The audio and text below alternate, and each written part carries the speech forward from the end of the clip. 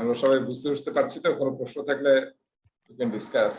আসলে ভাই এইটা নিয়ে আবার কাজ করি, কিন্তু থিওরিটিক্যাল এইভাবে এই জিনিসটা একটু বেশ এনজয় করতেছি, বুঝতে প্রথমে ধরতে পারি না আপনারা, পরে যখন একটু রিভিশন দিই আপনার পরে তখন একটু বুঝতে পারি। আচ্ছা এগুলা নিয়েই তো কাজ করতেছি বা এগুলা নিয়ে আমাদের জীবনগুলো পথগুলা, এই ডেফিনিশন গুলা একটা ফরম্যাটের মধ্যে আনা আসলে। আসসালামু আলাইকুম। হ্যাঁ সাদিক, ওয়ালাইকুম আসসালাম। ভাই স্পাইকটা একটু আরেকবার বুঝিয়ে দিন। Spike spike, right. স্পাইক মানে হচ্ছে এক্সপেরিমেন্ট চালানো আর কি, যে আমাদের কোনো একটা আইডিয়া ঠিক আছে কিনা সেটা আমরা এক্সপেরিমেন্ট করে দেখি আর কি। স্পাইক মানে সবাই মিলে টেস্ট করে বা প্রোটোটাইপ তৈরি করে আমরা দেখি যে ওটা ঠিক আছে কিনা, সেটাকে বলা হয় স্পাইক। স্পাইকের যে টাইমটা, এটা কি ওই আইটারেশনের যে টাইম বক্স ওটার মধ্যেই থাকবে নাকি স্পাইকের জন্য আলাদা একটা টাইম বক্স হবে? এটা দেখা যায় ইটারেশনের একটা অল্প সময় হতে পারে, হয়তো আমাদের 2 সপ্তাহ ইটারেশন, আমাদের 1 সপ্তাহ লাগতে পারে ওটার জন্য। 1 সপ্তাহ আমরা ডেডিকেট করে দিলাম স্পাইকের জন্য, আর বাকি 1 সপ্তাহতে সামান্য কাজ করলাম। আর অনেক টিম পুরো 2 সপ্তাহ স্পাইকের জন্য ইউজ করে, যদি মানে স্পাইকটা করতে এত সময় লাগে আর কি। কোনো ঠিক মানে ইয়া নাই কোনো, সবটাই টেইলরিং, যেভাবে ইচ্ছা টেইলরিং করতে হবে। কিন্তু উদ্দেশ্যটা হচ্ছে আমরা কোনো একটা নতুন জিনিস নিয়ে কাজ করবো, তো সেটা এক্সপেরিমেন্ট, আমরা শিওর না যেটা আসলে কিরকম রেজাল্ট দিবে, তখন আমরা এক্সপেরিমেন্ট বা রিসার্চ করার জন্য ইউজ করি। শব্দটাকে অ্যাজ এ স্পাইক বলে।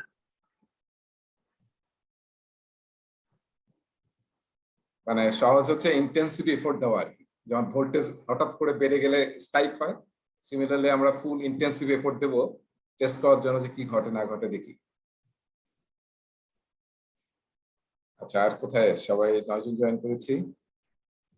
ইমরুল সাহেবকে পাচ্ছি না। হারুন চেহারা, ওনাকে চেহারাটাই বুঝতেছি না আমি। হারুন কে যে জয়েন করেনি এখন।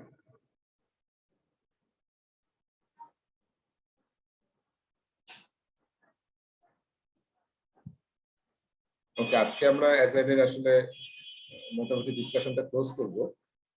এরপরে আমরা স্টুডেন্ট ম্যানুয়ালের যে প্রেজেন্টেশন স্লাইড আজকে শেয়ার করেছি আপনাদের, ওইটাই আসলে আমার, এরপরে ওইটাই ওটার মধ্যে আমরা থাকবো আর কি। সো আমি একটু এত যে 4-5 এটা বোধহয় 5th ক্লাস না, 4th ক্লাস, 5th মনে হয়। সব ক্লাসগুলো আসলে মেইনলি গ্রাউন্ড আউট করলাম আমরা। এরপরে আমরা এখন শুরু করবো আসল, যখন স্টুডেন্ট এই প্রেজেন্টেশন স্লাইডটা শুরু করবো, যেটা পিএমআই দিয়েছে। এটা কিন্তু fully align with student manual. যারা স্টুডেন্ট ম্যানুয়াল কালেক্ট করতে পারি নাই, ভাবতেছি টাকা পয়সা একটা ব্যাপার আছে, তাহলে একটু কাইন্ডলি ওই সফট কপিটা হয়তো ফারজানার কাছ থেকে নিয়ে নিতে পারেন, কিন্তু কারোর সাথে শেয়ার করবেন না। হ্যাঁ, মানে এটা আসলে শেয়ার করা নিষেধ, ইথিক্যালি শেয়ার করা নিষেধ। সফট কপিটা একটু নিয়ে নিন, কারণ সবার লাগবে, ওটা শেয়ার করতে পারবেন না। স্টুডেন্ট ম্যানুয়ালের প্রতিটা প্রেজেন্টেশন স্লাইডের এগেইনস্টে সরি আমি যে ইনস্ট্রাকশন ম্যানুয়ালটা ইউজ করবো ক্লাসে, ওটার প্রতিটা স্লাইডের এগেইনস্টে স্টুডেন্ট ম্যানুয়ালে একটা করে প্যারা আছে, ডেসক্রিপশন আছে। এবং স্টুডেন্ট ম্যানুয়ালটা ডাইরেক্টলি আমাদের নতুন যে এক্সাম কন্টেন্ট আউটলাইন আপনাদের শুরুতে দেখিয়েছিলাম 2021 সালে জানুয়ারি থেকে এফেক্টিভ, সেটার প্রতিটা টাস্ক হচ্ছে এক একটা টপিক। ওখানে 36টা টাস্ক ছিল, এখানে 34টা টপিক আছে, এবং টপিকগুলোকে 5টা ভাগে ভাগ করা। তো আজকে আমরা শুরু করবো ওইটা, এজেন্টটা শেষ হয়ে যাবে। কয়টা বাজে? তবে 8:04 বেজে গেছে।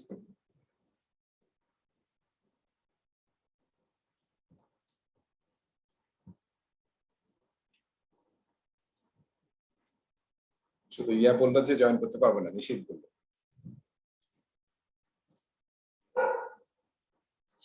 আচ্ছা, আর কে জয়েন করি না? সাইদ ভাই গেল কোথায়? কামরুল ভাই, সাইদ ভাই গত ক্লাসে জয়েন করছিল, ভুলে গেছি আমি।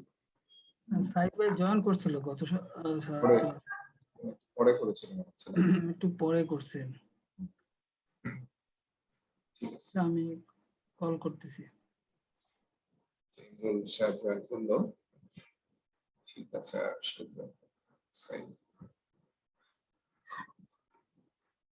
আচ্ছা, আমরা কি কাজ করতেছি, মানে যারা একটু আজকে আমার একটা স্টুডেন্ট পাস করলো আর কি আজকে। হ্যাঁ, আলহামদুলিল্লাহ।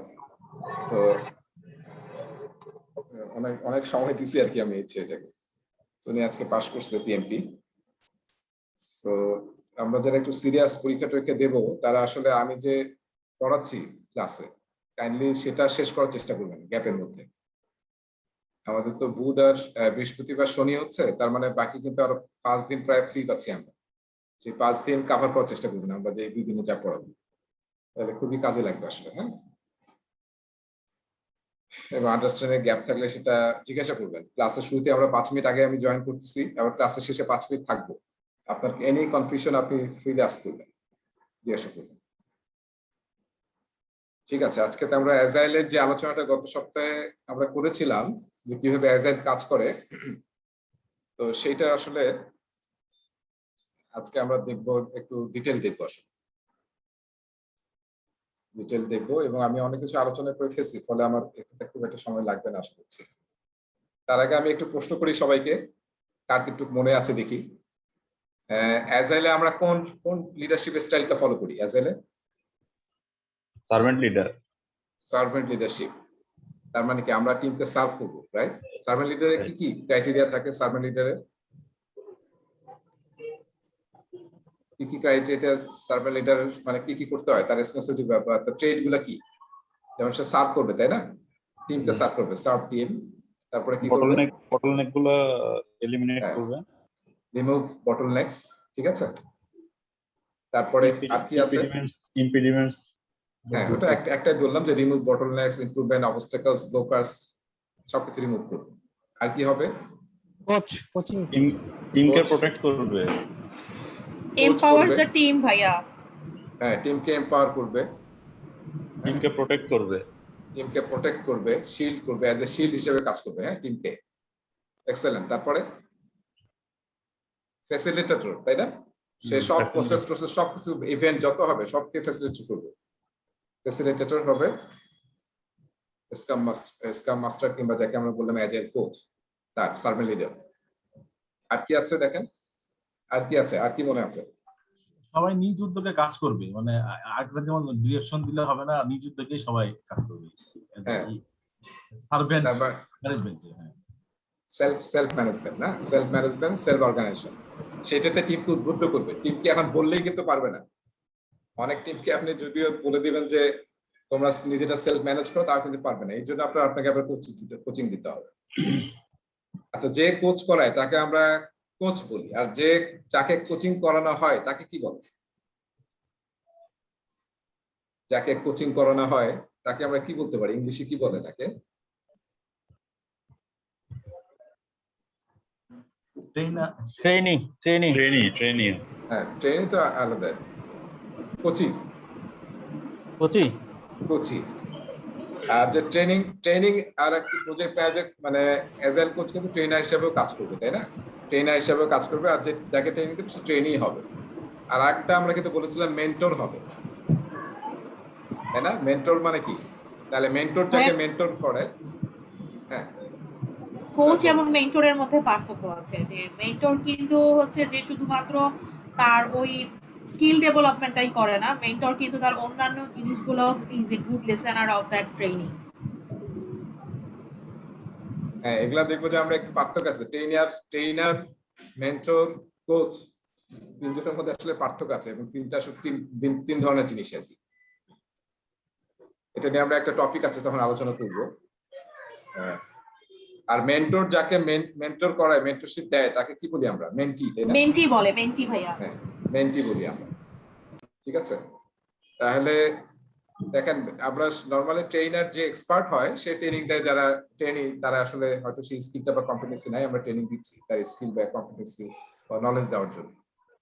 আর মেন্টর তো শুধু আসলে মানে না যে শুধু খালি স্কিল বা কম্পিটেন্সি এরকম না, আমরা আসলে অনেকেরই মেন্টর আছে। কিন্তু এই আমাদের টিমের মধ্যে অনেকের মেন্টর আছে। কোনো একটা স্যারকে আমার খুব ভালো লাগে, ওনার সাথে আমি সব ডিসকাস করি, শুধু আমার প্রফেশনাল লাইফ না, দেখা যায় আমার অনেক বিষয় নিয়ে আমি তার সাথে আলাপ করি। এরকম আছে না? অনেক ফ্রেন্ড আছে বা সিনিয়র ভাই আছে, কিংবা অফিসের মধ্যে সিনিয়র কেউ আছে যার সাথে আমি অ্যাজ এ মেন্টর আমি তার সাথে বিভিন্ন ডিসকাশন করি, তাকে মেন্টর হিসেবে নেই আর কি। আর ডক্টর যারা ডাক্তার, আমরা জানি সব পেশায় কিন্তু আসলে মেন্টর মেন্টি আছে।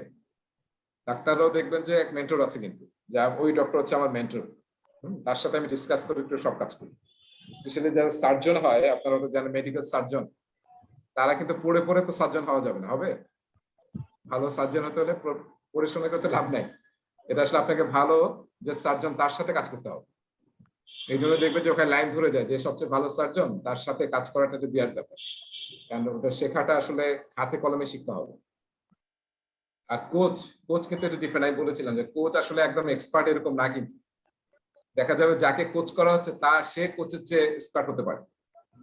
হ্যাঁ, কিন্তু কোচ আসলে কি করে, ডিফিকাল্ট কোশ্চেন এবং থট প্রভোকিং কোশ্চেন জিজ্ঞাসা করা হচ্ছে কোচিকে, যাতে সে যে কোচি সে নিজেই আসলে বুঝতে পারে যে আমার আসলে কি করা উচিত।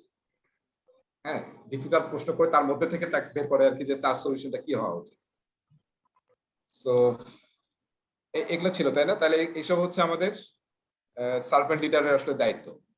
আচ্ছা, এরপরে আমরা আরেকটা বিষয় আমাদের একটু জিজ্ঞাসা করা দরকার যে অ্যাজাইলে আমরা কি কি রোল দেখছিলাম, অ্যাজাইল প্রজেক্ট ম্যানেজমেন্টে কি কি রোল দেখেছিলাম মনে আছে?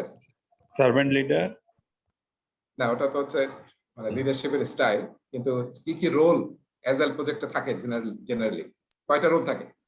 প্রোডাক্ট ওনার, তিনটা হ্যাঁ। রোল থাকে। প্রোডাক্ট ওনার একটা রোল, প্রোডাক্ট ওনার, রাইট।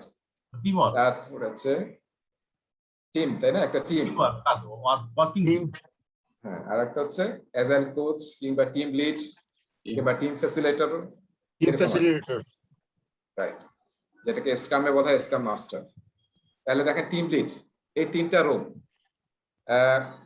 এখন আমার আসলে মেইন জিজ্ঞাসা হচ্ছে প্রোডাক্ট ওনার, আমি যদি এইভাবে লিখি যে এটা একটু আমি যদি এখানে লিখি, যে এখানে লিখলাম যে হাউ হোয়াট প্রসেস, তাহলে কে কোনটার ওনার? অ্যাকাউন্টেবল কে কোনটার জন্য? প্রোডাক্ট ওনার কিসের জন্য অ্যাকাউন্টেবল? হোয়াট হোয়াট, ঠিক আছে, ভ্যালু প্রডিউসের জন্য, ঠিক আছে। আর হাউটা কে রেসপন্সিবল, কিভাবে কাজ করবে, কে করবে, কখন করবে, টিম লিডার, ঠিক আছে। আর প্রসেসের ওনার কে? Team leader. Team leader. এটা কিন্তু খুব একটা মেজর কনসেপ্ট, এটা আপনি মাথায় রাখবেন, অনেক কোশ্চেনের অ্যান্সার আপনি ঠিক মতো দিতে পারবেন। হ্যাঁ, সো আমরা আজকে এটা নিয়ে গত ক্লাসে এটা নিয়ে খুব ডিটেইল আলোচনা করছি, কার কি রোল টোল ছিল এটা সব আলোচনা করছি। আজকে আমরা দেখবো যে ইমপ্লিমেন্টিং অ্যাজাইলের আগেরটা আমরা দেখলাম কিভাবে এনভায়রনমেন্ট সেট করতে হবে, আর আজকে আমরা দেখবো delivering in agile environment, chapter number 5 agile practice guide. So এই চ্যাপ্টারটা অনেক বড়, আমি আসলে যতটুকু পড়াবো ওটুকু দিয়ে আমরা আমাদের তারপরে স্টুডেন্ট ম্যানুয়ালে চলে যাব। এরপরে কিছু জিনিস থাকবে, হ্যাঁ, সেটা তো সব ক্লাসে আসলে পড়াবো না, কিন্তু কিছু জিনিস আর কিছু টপিকের সাথে মাঝে মাঝে আমি পড়াবো, ডিটেল পড়াবো, সেটা আমি বলে দেবো যে কোথায় থেকে পড়াচ্ছি। আচ্ছা, তাহলে দেখেন প্রথম কাজ হচ্ছে আমরা যখন আসলে অ্যাজাইল প্র্যাকটিস করা শুরু করবো, charter the project and the team. তার মানে যে প্রজেক্টটা আমরা শুরু করবো সেটা চার্টার করতে হবে। এটাকে ট্রেডিশনাল প্রজেক্টে আমরা বলি প্রজেক্ট চার্টার তৈরি করা বা প্রজেক্ট ব্রিফ তৈরি করা, যেমন গভর্নমেন্ট প্রজেক্টে বলে ডিপিপি তৈরি করা। সো প্রজেক্ট চার্টারে আসলে থাকে আমাদের প্রজেক্টের ভিশন কি, আমাদের প্রজেক্টের গোল কি, ঠিক আছে, এবং এই প্রজেক্টটা কেন করা হচ্ছে, why, justification of the project থাকে প্রজেক্ট চার্টারে। এবং ওখানে খুব হাই লেভেল থাকে যে কত সময় লাগবে প্রজেক্টটা করতে, বাজেট কত, প্রজেক্ট ম্যানেজার কে, তার অথরিটি কি, রেসপন্সিবিলিটি কি, তারপরে স্পন্সর কে এবং তার সিগনেচার থাকে। এই সমস্ত হাই লেভেল জিনিসগুলো থাকে হচ্ছে প্রজেক্ট চার্টার। তার মানে আমরা আসলে আমাদের টিমকে অ্যালাইন করছি যে আসলে আমাদের প্রজেক্টের মেইন ডেলিভারেবল হচ্ছে এই প্রজেক্ট চার্টার। প্রজেক্ট চার্টারের মধ্যে হাই লেভেল ডেলিভারেবল থাকে। আর অ্যাজাইল প্রজেক্টে আসলে অ্যাজাইল প্রজেক্ট চার্টার থাকে, কিংবা অ্যাজাইল আসলে চার্টার শব্দটা খুব একটা ইউজ করে না। অ্যাজাইল বলা হচ্ছে যে তারা প্রোডাক্ট ভিশন বা প্রজেক্ট ভিশন তৈরি করে, প্রোডাক্ট ভিশন তৈরি করে, ঠিক আছে। যেমন ভিশন খুবই এক লাইনের একটা স্টেটমেন্টও হতে পারে, এবং সেই স্টেটমেন্টটা খুব মানে ভালো, খুবই গবেষণা করে তৈরি করতে হবে আর কি, সবাই মিলে, যে আসলে আমি কি করতে চাই এই প্রোডাক্ট থেকে। সো প্রোডাক্ট ভিশন মানে হচ্ছে, যেমন আমি একটা এক্সাম্পল দিয়েছিলাম যে আমরা একটা বাংলাদেশে ই লার্নিং একটা প্ল্যাটফর্ম তৈরি করতে চাই, যেটা Bangladesh number 1 e learning platform হবে। সো এটা আমাদের প্রোডাক্ট ভিশন হতে পারে, যে দিস ইজ আওয়ার ভিশন। এই ভিশনটা থেকে অ্যাজাইল টিম কি করে, সেই ভিশনটাকে ওরা তৈরি করে রোড ম্যাপ। তার মানে আমি এই ভিশনটাতে একদিনে অ্যাচিভ হবে, একদিনে তো অ্যাচিভ করা যাবে না যে আমি নাম্বার 1 কি হব। এখন মনে হয় বাংলাদেশে সবচেয়ে বেশি বোধহয় চলে 10 মিনিটস স্কুল, তাই না, আইমান সাদিকের ই লার্নিং প্ল্যাটফর্ম যদি আমরা বলি। সো 10 মিনিটস স্কুল, সো আমি এখন যদি 10 মিনিটস স্কুলকে ওভারকাম করতে চাই, ওভারপাস করতে চাই, এটা তার সহজ না। তা ভিশনটাকে আমরা কি করি ব্রেকডাউন করে রোড ম্যাপে। রোড ম্যাপ মানে হচ্ছে পুরো দেখা যে আসলে আমরা কিভাবে ওই 1 নম্বরে পৌঁছতে পারি। তো সেই রোড ম্যাপে আসলে আমরা এরকম চিন্তা করি যে আমরা ফার্স্ট 6 মাসে হয়তো আমরা 15 বা 20টা টিউটোরিয়াল নিয়ে যাব এবং আমাদের প্ল্যাটফর্মটা রেডি হবে ওয়েব পোর্টালটা 6 মাসে। নেক্সট 6 মাসে হয়তো আমরা চিন্তা করলাম যে আমাদের তখন কোর্স সংখ্যা হয়ে যাবে 50 এবং আমরা এর সাথে সাথে কি করব, আমরা আমাদের ওয়েবসাইটটাকে আরো বেটার করব। শুরুতে হয়তো জাস্ট মিনিমাম করব, পরে আরো বেটার করব। আর নেক্সট 6 মাসে হয়তো আমরা রোড ম্যাপ ঠিক করলাম নেক্সট 6 মাসের জন্য যে আমরা এখানে আমাদের মোবাইল অ্যাপ তৈরি করব, ঠিক আছে, যাতে মানুষ মোবাইলেও আমাদের বাইজু প্ল্যাটফর্ম আছে না, ইন্ডিয়ান বাইজু। সো মোবাইল প্ল্যাটফর্মে যাতে আমরা আমাদের কোর্সগুলোকে করতে পারি, কারণ একবারে সব সম্ভব না হয়তো। এইটা হচ্ছে রোড ম্যাপ যে আমি কখন কোনটা আমি এই ভিশনটা অ্যাচিভ করার জন্য কখন কোনটা অ্যাচিভ করবো। আর এই রোড ম্যাপটাকে আবার ভাগ করা হয় হচ্ছে রিলিজ 1, রিলিজ 2, রিলিজ 3।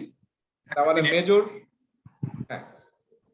ভিশনটা আমরা কি এটাকে মানে ভিশনটা একটা নেগেটিভ ভিশন হচ্ছে না, আমি 10 মিনিটস স্কুলকে ওভারকাম করব, এটা কি আমার ভিশন হবে নাকি আমি এরকম একটা জিনিস করতে চাই? কারণ 10 মিনিটস যদি ওভারকাম করতে চাই তাহলে আলোচনার মধ্যে 10 মিনিটস কি কি করে এটাও তো তাহলে আমরা আলোচনার মধ্যে নিয়ে আসতে হবে। তাহলে ওরা কি করে প্রথমে এগুলো অ্যানালিসিস করতে হবে, তাহলে না ওভারকাম করব। তাহলে আমি কি ওইটাতে যাব নাকি আমার ভিশনটা হবে আমার একটা আলাদা ভিশন থাকবে? আমি একটা এক্সাম্পল দিয়েছি, আমি তো বলি নাই যে ওটা করতে যাচ্ছে। আমি ভিশন বলেছিলাম বাংলাদেশের নাম্বার 1 ই-লার্নিং প্ল্যাটফর্ম হবে। For example I have talked about 10 minutes school, ঠিক আছে। আর এটা আর কি। সো রোড ম্যাপটা বুঝতে পারছি আমরা যে আমাদের টাইমলাইনটা, যে কখন আমরা কোন আমাদের যে ভিশনটা সেটা অ্যাচিভ করার জন্য কখন কোনটা অ্যাচিভ করব। আর রোড ম্যাপটাকে আবার ব্রেকডাউন করে আমরা রিলিজে মানে আরেকটু ছোট, যে আমরা আসলে কি কি ফিচার রিলিজ 1 এ দেব, কি কি ফিচার রিলিজ 2 তে দেব এবং কি কি ফিচার রিলিজ 3 তে দেব। এই 3টা ফিচার মিলে হয়তো একটা রোড ম্যাপ আমরা অ্যাচিভ করব। আবার নেক্সট আরেকটা 6 মাসের যে আমাদের রোড ম্যাপ, সেখানে হয়তো আমরা আরো কয়েকটা রিলিজ দিয়ে ওটা অ্যাচিভ করব, ঠিক আছে। আর রিলিজের নিচে থাকে হচ্ছে কালেকশন অফ ফিচার্স, বা আমরা অনেক সময় একটু বড় করে বলি এপিক। তো আমি এই ফিগারটা আপনাকে নেক্সট স্লাইডে দেখাচ্ছি যে আসলে অ্যাজাইলে কিভাবে প্রজেক্টের ভিশন থেকে শুরু করে একদম মানে টাস্ক লেভেলে যাওয়া হয়। আচ্ছা, আমি তাহলে বললাম টিম চার্টার তৈরি করা, যাতে টিম চার্টার উদ্দেশ্য হচ্ছে যাতে পুরো টিম তাদের গোলটা বুঝতে পারে যে আমরা কি করতে চাই, এবং এখানে হাই লেভেল সমস্ত কিছু থাকে প্রজেক্টে। হাই লেভেল মানে বাজেটিং, শিডিউলিং, তারপর হচ্ছে আপনার high level risk, high level quality requirements, deliverables. তারপর আরেকটা জিনিস থাকে চার্টারে প্রজেক্ট ম্যানেজারকে এবং স্পন্সর কারা এবং সিগনেচার থাকে। টিম চার্টার বা সোশ্যাল কন্ট্রাক্ট এটাকে বলা হয়। এটা একটু মনে রাখি, টিম চার্টারকে অনেক সময় কি বলা হয়, সোশ্যাল কন্ট্রাক্ট। টিম চার্টার মানে হচ্ছে আমার টিম, আমরা যারা প্রজেক্টে কাজ করছি তারা কিভাবে কাজ করবে, সেটাকে বলা হচ্ছে টিম চার্টার্স। সেটাকে অনেক সময় আমরা সিম্পলি বলি ওয়ার্ক এগ্রিমেন্টস। সবাই আমরা মিলে যে একটা টিমে কাজ করা মানে কি, আমরা যদি কোনো রুলস রেগুলেশনস ফলো না করি তাহলে খালি কনফ্লিক্ট তৈরি হতে থাকবে। সো সেজন্য আমরা বলতেছি working agreements. So team charter মানে হচ্ছে যে ডকুমেন্টে সমস্ত ওয়ার্কিং এগ্রিমেন্ট লিখে রাখা হয়, তার মধ্যে প্রথমে আমরা সেট করি টিম ভ্যালুজ, কোর ভ্যালুজ।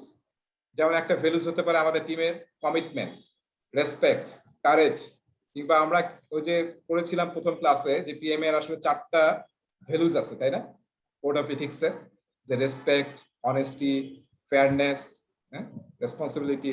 এগুলো আমরা আমাদের ভ্যালুজ হিসেবে সেট করতে পারি। টিমের উপর ডিপেন্ড করবে যে আমাদের ভ্যালুজ কি, আমরা এটা সেট করবো। তারপর আমরা ওয়ার্কিং এগ্রিমেন্ট, যে আমরা কিভাবে কাজ করব, আমাদের টাইম বক্স কত সাইজের হবে, এরকম। আমি এখানে জাস্ট এক্সাম্পল দেওয়া আছে আর কি।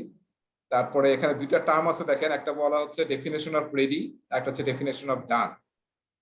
সো এই দুটার মানে কি এটা আমরা সামনে আলোচনা করব। ডেফিনেশন অফ রেডি মানে হচ্ছে আমরা যখন আসলে কাজ শুরু করব তখন আমাদের যে রিকোয়ারমেন্টটা জানা দরকার ক্লিয়ারলি, সেটা আসলে আমরা ফুললি ক্লিয়ার কিনা, ক্লারিফিকেশন আছে কিনা আমাদের, সেটাকে বলা হয় ডেফিনেশন অফ রেডি। আর কাস্টমারকে যখন আমরা দেব তখন কাস্টমার দেখবে হচ্ছে ডেফিনেশন অফ ডানের সাথে, যে আমি যে সমস্ত অ্যাকসেপ্টেন্স ক্রাইটেরিয়া দিয়েছিলাম সেগুলো সমস্ত কিছু মিট করছে কিনা, আমাদের যে ডেলিভারেবলটা বা ইনক্রিমেন্টটা আমরা তৈরি করছি। এটা নিয়ে আমরা আরো সামনে কথা বলবো, তখন আরো ডিটেল বলবো এবং এক্সাম্পল দেবো। গ্রাউন্ড রুলস মানে টিম চার্টারের মধ্যে, টিম চার্টারটা হচ্ছে ডকুমেন্ট, ওখানে গ্রাউন্ড রুলসও থাকে যে আমাদের কি কি গ্রাউন্ড রুলস আমরা ফলো করি। যখন একজন পার্সন কথা বলবে মিটিং এ, তখন যাতে অন্য পার্সন কথা না বলে, এরকম আমরা অনেকগুলো রুল সেট করতে পারি।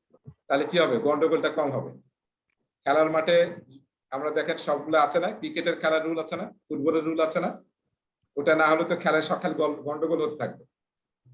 আমাদের ছোটবেলায় যখন আমরা খেলছি কি হতো, খালি মারামারি হতো না, মানে খেলার চেয়ে ঝগড়া বেশি হতো। গ্রুপ নর্মস, নর্মটা আসলে বিহেভিয়ার নেই বেশি। হ্যাঁ, আমরা কি কি নর্মস ইউজ করবো, আমাদের বিহেভিয়ারটা কি হবে, সেই জিনিসগুলো আমরা সেট করবো সবই টিম চার্টারে। এটা যখন আমাদের তৈরি হয়ে যাবে, তারপর আসলে অ্যাজাইল টিম, এই যে আমি দেখেন এই ছবিটা একটু সবাই খেয়াল করেন, নর্মালি দেখতে পাচ্ছি সবাই, তাই না? বাম পাশেরটা হচ্ছে প্রেডিক্টিভ মেথোডোলজিতে আমরা ইউজ করি, যেখানে আমরা প্রজেক্টকে ব্রেকডাউন করি হচ্ছে স্মলার কম্পোনেন্টে, ম্যানেজেবল কম্পোনেন্ট, যেটাকে বলা হয় ওয়ার্ক ব্রেকডাউন স্ট্রাকচার। আর সেই ওয়ার্ক ব্রেকডাউন স্ট্রাকচারকে আমরা আবার ব্রেকডাউন করি ওয়ার্ক প্যাকেজে, এবং ওয়ার্ক প্যাকেজের নিচে আমরা টাস্ক বের করি যে কি কি টাস্ক করলে ওয়ার্ক প্যাকেজটা হবে। আমরা শুধু টার্মিনোলজি গুলো জানি, মানে শুনে রাখি, এখন এই চিন্তা করা দরকার না যে সবগুলো তো আমি বুঝি নাই, এটা নিয়ে একটা আলাদা চ্যাপ্টারই আছে, ঠিক আছে? আমরা ট্রেডিশনাল প্রজেক্টকে ব্রেকডাউন করে ওয়ার্ক ব্রেকডাউন স্ট্রাকচার তৈরি করি, তার সবচেয়ে লোয়েস্ট লেভেলকে বলা হয় ওয়ার্ক প্যাকেজ, এবং ওয়ার্ক প্যাকেজের ভিতরে থাকে হচ্ছে ওয়ার্ক প্যাকেজ মানে কি, কাজের প্যাকেজ, তার ভিতরে থাকে কাজ বা টাস্ক বা ওয়ার্ক। আর অ্যাজাইলে আমরা কি করি দেখেন, যেটা আমি এর আগের স্লাইডে বুঝাচ্ছিলাম আমি, যে প্রোডাক্ট ভিশন থাকে আমাদের, সেই অনুযায়ী আমরা টাইম লাইন তৈরি করি, রোড ম্যাপ। তারপরে এক একটা রোড ম্যাপকে অ্যাচিভ করার জন্য আমরা রিলিজ প্ল্যান তৈরি করি, কয়েকটা রিলিজ মিলে একটা রোড ম্যাপ পাবো। এক একটা রিলিজে আমরা বড় বড় চাঙ্ক অফ ফিচার্স ডেলিভারি দিই, সেই চাঙ্ক অফ ফিচার্সকে বলা হয় এপিক, ঠিক আছে? আর এপিকের আন্ডারে সবসময় থিম থাকে এরকম নয়, এপিককে ব্রেকডাউন করে আমরা আসলে পাই হচ্ছে ফিচার্স, মানে আমি বলছি যে চাঙ্ক অফ ফিচার হচ্ছে এপিক, তার মানে অনেকগুলো ফিচার মিলে হয় এপিক। আর মাঝখানে অনেকে থিম ইউজ করে ব্রেকডাউন করার জন্য, থিম মানে হচ্ছে রিলেটেড বা রেলিভেন্ট ফিচার গুলোকে আমরা থিম বলি, একই টাইপের যেগুলো। তো এটা থিমটা আমি নাও ইউজ করতে পারি। এপিক এর নিচে থাকে হচ্ছে মাল্টিপল ফিচার্স, আর প্রতিটা ফিচারের নিচে থাকে হচ্ছে ইউজার স্টোরি। এখন আমরা মনে করতে পারি what is our user story, আমরা কি জিনিস, এখন কত বলে ঠিক ছিল ফিচার, বুঝতেছি যে ফিচার মানে কি, কিছু কালেকশন অফ ফাংশনালিটি হচ্ছে একটা ফিচার। ইউজার স্টোরি মানে অ্যাজাইল টিম আসলে সমস্ত রিকোয়ারমেন্টকে কালেক্ট করে একটা বিশেষ ফরম্যাটে, ঠিক আছে? সেই ফরম্যাটটাকে বলা হয় ইউজার স্টোরি। জাস্ট আমরা টার্মটা মনে রাখি যে অ্যাজাইল কাস্টমারের কাছ থেকে বা যাদের জন্য আমরা প্রজেক্ট করতেছি তাদের কাছ থেকে রিকোয়ারমেন্ট কালেক্ট করে একটা বিশেষ ফরম্যাটে, সেই ফরম্যাটটার নাম হচ্ছে ইউজার স্টোরি। সো এটা নিয়ে আমরা ডিটেল করবো যে মানে ইউজার স্টোরি জিনিসটা কি। আর এক একটা ইউজার স্টোরি ডেলিভারি দেওয়ার জন্য আমরা টাস্ক ব্রেকডাউন করি, যে একটা ইউজার স্টোরি ডেলিভারি দেওয়ার জন্য একাধিক টাস্ক থাকতে পারে। তাহলে আপনারা যদি বাম এবং ডান দেখেন, এটা হচ্ছে ট্রেডিশনাল প্রজেক্ট ইউজ করি আমরা, আর এটা ইউজ করি হচ্ছে অ্যাজাইলে। সব কিন্তু একই জিনিস, আমরা কিন্তু নামগুলো ডিফারেন্ট, আমরা কিন্তু কি করছি, বড় প্রজেক্টটাকে ব্রেকডাউন করে একদম লাস্টে ছোট টাস্কে চলে আসছি। এখানেও একদম মেইন ভিশনটাকে ব্রেকডাউন করে আমরা টাস্কে চলে আসছি। সো জিনিসটা সেমই, কিন্তু আমরা নামকরণ করতেছি, মানে we are using different kind of terminologies. আরেকবার বলবেন এপিক? হ্যাঁ, এপিক মানে হচ্ছে মানে চাঙ্ক অফ ফিচার্স, মানে বড় একটা চাঙ্ক যেটাকে, যার ভিতরে অনেকগুলো ফিচার আছে, ঠিক আছে? মানে এরকম চাঙ্ক যার মধ্যে আসলে অলরেডি এরকম আরো হয়তো 10টা ফিচার আছে, ঠিক আছে? সেটাকে আমরা এপিক বলতেছি। তো আমি যদি এইভাবে একটু লিখি ট্রি স্ট্রাকচারে এপিক, তার মানে এপিকের আন্ডারে ফিচার এ, ঠিক আছে, ফিচার বি, ফিচার সি, এরকম 10-12টা ফিচার আছে, সেটাকে এপিক বলা হয়। তার মানে হচ্ছে কি, এপিক মানে কি, একটা বই যদি চিন্তা করেন, বইয়ের চ্যাপ্টার গুলো হচ্ছে হয়তো, হ্যাঁ, বইয়ের চ্যাপ্টার গুলো হচ্ছে এপিক, আর চ্যাপ্টারের ভিতরে যে বিভিন্ন কি থাকে, সেকশন থাকে, সেটা হচ্ছে আপনাদের ফিচার।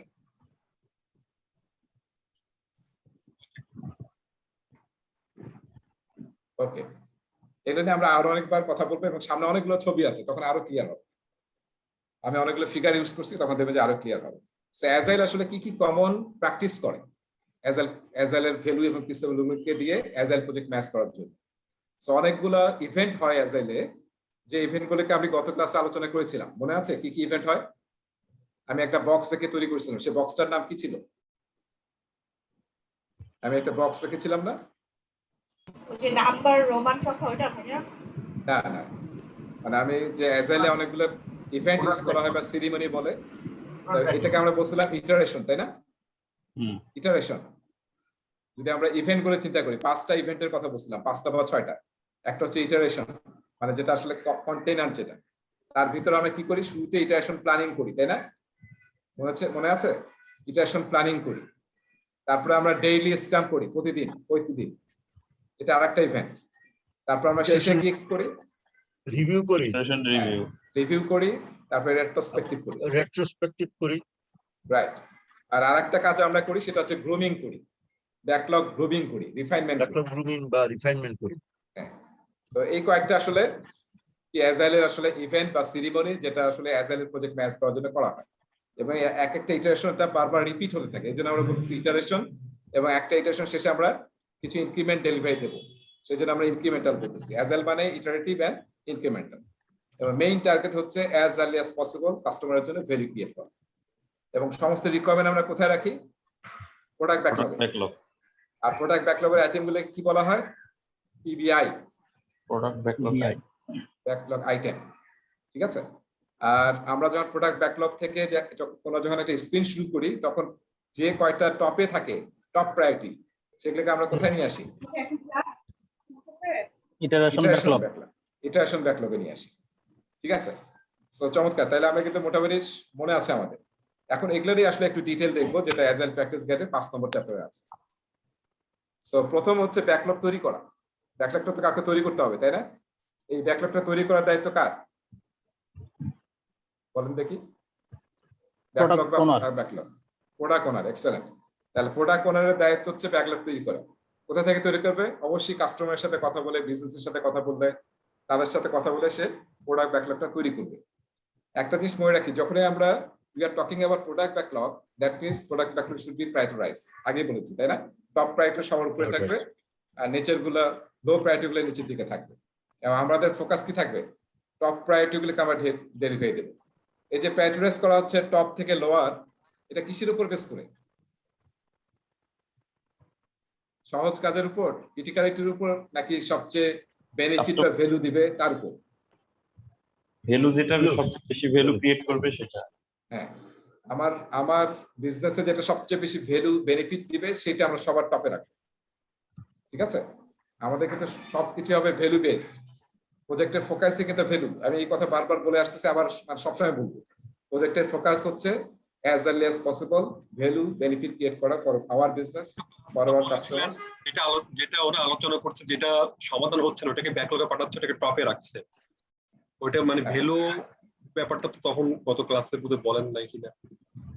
হ্যাঁ, ওটা তো থাকবেই। সেটা হচ্ছে যে আইটেমগুলো আমরা ডেলিভারি দিতে পারি নাই, বা এমন কোনো জরুরি আইটেম চলে আসছে, এমার্জেন্সি, সেটা আবার তখন টপে চলে যাবে, ঠিক আছে? কিন্তু আসল জেনারেল কথা যেটা আমরা বলছি, সেটা হচ্ছে যে product backlog always value base হবে, ভ্যালু বেস প্রায়োরিটি। তাহলে প্রোডাক্ট ব্যাকলগটা কি? অর্ডার লিস্ট, ঠিক আছে? ফিগারটা দেখতে পাচ্ছেন সবাই? এই যে আইটেম গুলোকে আমরা কি বলি, প্রোডাক্ট ব্যাকলগ আইটেমস। সেখানে থাকবে ফিচার্স, থাকতে পারে ডিফেক্টস, থাকতে পারে টেকনিক্যাল কাজ, থাকতে পারে নলেজ অ্যাকুইজিশন, ওই যে স্পাইক বলতেছিলাম আমরা, কোনো কিছু ব্যাপারে নলেজ দিতে হবে। তো যে কোনো আইটেম কিন্তু এখানে থাকতে পারে, এরকম না যে অলওয়েজ ফিচার থাকবে, ঠিক আছে? বা শুধু আসলে ইউজার হিস্ট্রি থাকবে, এরকম না, এনি আইটেম এখানে থাকতে পারে, ঠিক আছে? এবং এখানে দেখেন, আপনারা একটু খেয়াল করেন ছবিটা একটু সুন্দর ইয়া করে, যে উপরের দিকে কিন্তু সাইজ গুলো দেখছেন অনেক ছোট না, স্লিম, আর যত নিচে এসেছি তত কিন্তু কি ঠিক। তার মানে কি, এগুলা এখনো অত এপিক লেভেলে আছে, ঠিক আছে? যেটা আমরা পরে করব, এখন আমরা ওদেরকে ব্রেকডাউন করতে যাবো না। অ্যাজাইল টিম সবসময় কি করে, যেটা আসলে এখনই রিসেন্টলি করব, জাস্ট ইন টাইম প্ল্যানিং করি আমরা, এবং জাস্ট গুড এনাফ। সো আমার এখন আসলে এই 4টা 5টা হচ্ছে আমার মেইন, এই 4টা 5টাকে আমি একদম গ্রানুলার লেভেলে চলে যাব, ঠিক আছে? ছোট লেভেলে চলে যাব, যাতে আমি ইজিলি ওটাকে ডেভেলপ করতে পারি। কিন্তু যেটা এখনো অনেক নিচে আছে, মানে কি এগুলো এখনো লোয়ার প্রায়োরিটি, সেগুলোকে আসলে তো সময় নষ্ট করার দরকার নেই। যেটা আমরা নর্মাল প্রজেক্টে করি, আপফ্রন্ট সব প্ল্যানিং করি, অনেক সময় দেখা যায় সেই প্ল্যানিং ডকুমেন্টে দেখা গেল অনেক অংশ ইউজই হলো না, কারণ ওটার কোনো দরকারই নেই হয়তো। সো এটা বুঝতে পারছি। তার মানে যত আমরা উপরের দিকে থাকবে, টপের দিকে, তত যাতে আমরা এত স্লিম করি ওটাকে, যাতে ওটা আমরা একদম ক্লিয়ারলি বুঝতে পারি যে আসলে আমাদের ডেলিভারিটা কি, ফিচারটা কি। আচ্ছা, এরপরে আসেন আমি এখানে আরো কিছু ছবি দেখাবো, তাহলে আমাদের প্রশ্নগুলো অনেক অ্যান্সার হবে। তারপরে সরি, অন্য পেজ। তারপর দেখেন এই যে আমি যেটা নেক্সট স্লাইডটা ছবিটা ফিগারটা আসলো, এই যে তার মানে স্মল সাইজ, তার মানে লটস অফ ডিটেল আমরা জানি, কারণ এগুলো হচ্ছে আমরা তাড়াতাড়ি করবো, টপের গুলো আমরা তাড়াতাড়ি করবো। এন্ড লার্জ সাইজ, যেখানে আমরা আসলে ফিউ ডিটেলস জানি, এটা আমরা পরে ডিটেলটা জানবো। আর লাস্টের যে ফিগারটা আমি দেখাচ্ছি, দেখেন শুধু আইটেম থাকে না, আইটেমের সাথে সাথে পাশে সাইজ থাকে। হ্যাঁ, এই সাইজটাকে অ্যাজাইল টিম মেজার করে হচ্ছে একটা স্পেশাল মেজারমেন্টে, সেটাকে বলা হয় স্টোরি পয়েন্ট। কি বললাম? Story point. তার মানে হ্যাঁ, এই আইটেমটা ডেলিভারি দিতে কত স্টোরি পয়েন্ট লাগবে, এই স্টোরি পয়েন্ট জিনিসটা কি সেটা বোঝানোর জন্য আমি একটা ছোট্ট আমি একটা জিনিস করি, আপনাদেরকে একটু দেখাই। এই কনসেপ্টটা আমাদের পরে কাজে লাগবে, আমি একটু দেখাই আপনাদেরকে। অ্যাজাইল টিম আসলে নর্মাল এস্টিমেশন করে না। আমরা নর্মাল যে এস্টিমেশন করি যে একটা আইটেম ডেলিভারি দিতে কত সময় লাগবে, আমরা কিন্তু অ্যাবসলিউট এস্টিমেশন করি। অ্যাজাইল টিম প্র্যাকটিস করে রিলেটিভ এস্টিমেশন। এটা একটা আমাদের জানতে হবে, what is relative estimation, what is absolute estimation. So let's see, এটা আমরা একটা ছোট্ট এক্সাম্পল দিলে ইউ ক্যান ইজিলি আন্ডারস্ট্যান্ড।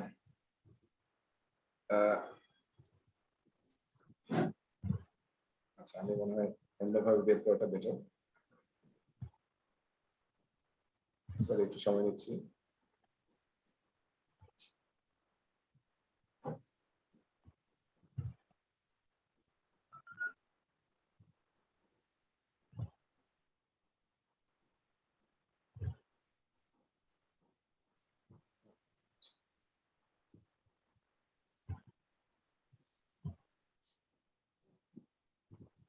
আচ্ছা, সবাই একটু দেখেন, অ্যাজাইলে আমরা যখন স্টোরিগুলোকে মানে সবচেয়ে নিচের লেভেলটা কি ছিল? ইউজার স্টোরি, তার উপরে ছিল ফিচার, তার উপরে ছিল অ্যাপিক, তাই না?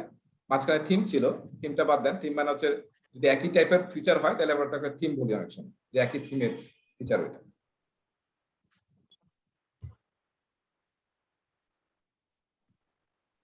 সবাই দেখতে পাচ্ছেন এই পুতুলটা দেখা যাচ্ছে? জি ভাইয়া, দেখা যাচ্ছে। ওকে, এই পুতুলটার হাইট কত ইঞ্চি? একজন বলেন তো, এটা হাইট কত ইঞ্চি? ভাই এটার তো কোনো রেফারেন্স নাই, এটা তো এইভাবে বলা। যে কোনো ফিগার বলা যাবে, ভাইয়া এটা রিলেটিভ ইয়াতে যাবে, এস্টিমেশনে যাবে। যে কোনো ফিগার বলা যাবে। হ্যাঁ, বলেন কত ইঞ্চি আপনার ওখানে, কত ইঞ্চি দেখা যাচ্ছে? কারণ এটা আসলে ডিপেন্ড করছে মনিটর। 5 ইঞ্চি, 5 ইঞ্চি, 5 ইঞ্চি একজন দেখতে পাচ্ছে। আরেকজন কত দেখতে পাচ্ছেন মনে হয়? কত ইঞ্চি এটা? মার্টিন স্টার্ট কত ইঞ্চি মনে হচ্ছে হাইটটা? আমার কাছে 2.5 ইঞ্চি মনে হচ্ছে ভাইয়া। 2.5 ইঞ্চি মনে হচ্ছে, 2.5 ইঞ্চি। আরেকজন বলেন কত ইঞ্চি? 3.5 ইঞ্চি, 4 ইঞ্চি। ঠিক আছে, তাহলে আমি 4 জনের মত নিলাম, এবার 4 জনের কারোর সাথে কারো মিল নেই। একটা পাইলাম 5 ইঞ্চি, 2.5 ইঞ্চি, 3.5, একটা হচ্ছে 4 ইঞ্চি।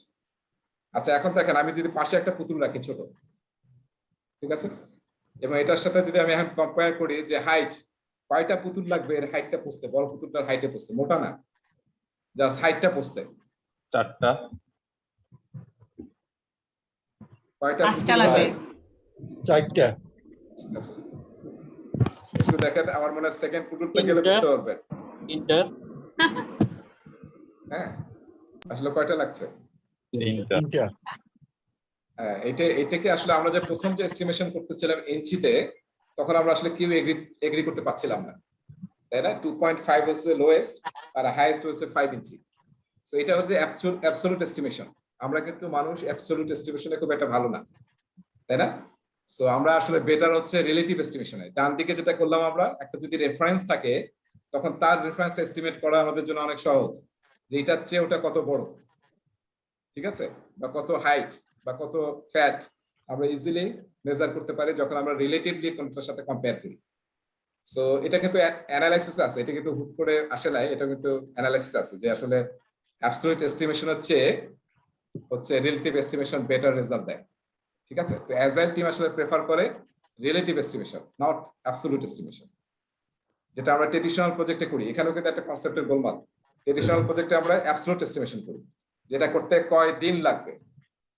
হ্যাঁ, এবং আমরা এটাকে বলা হয় সব এস্টিমেশন কিন্তু some kind of gauge estimate, তাই না? We are trying to gauge.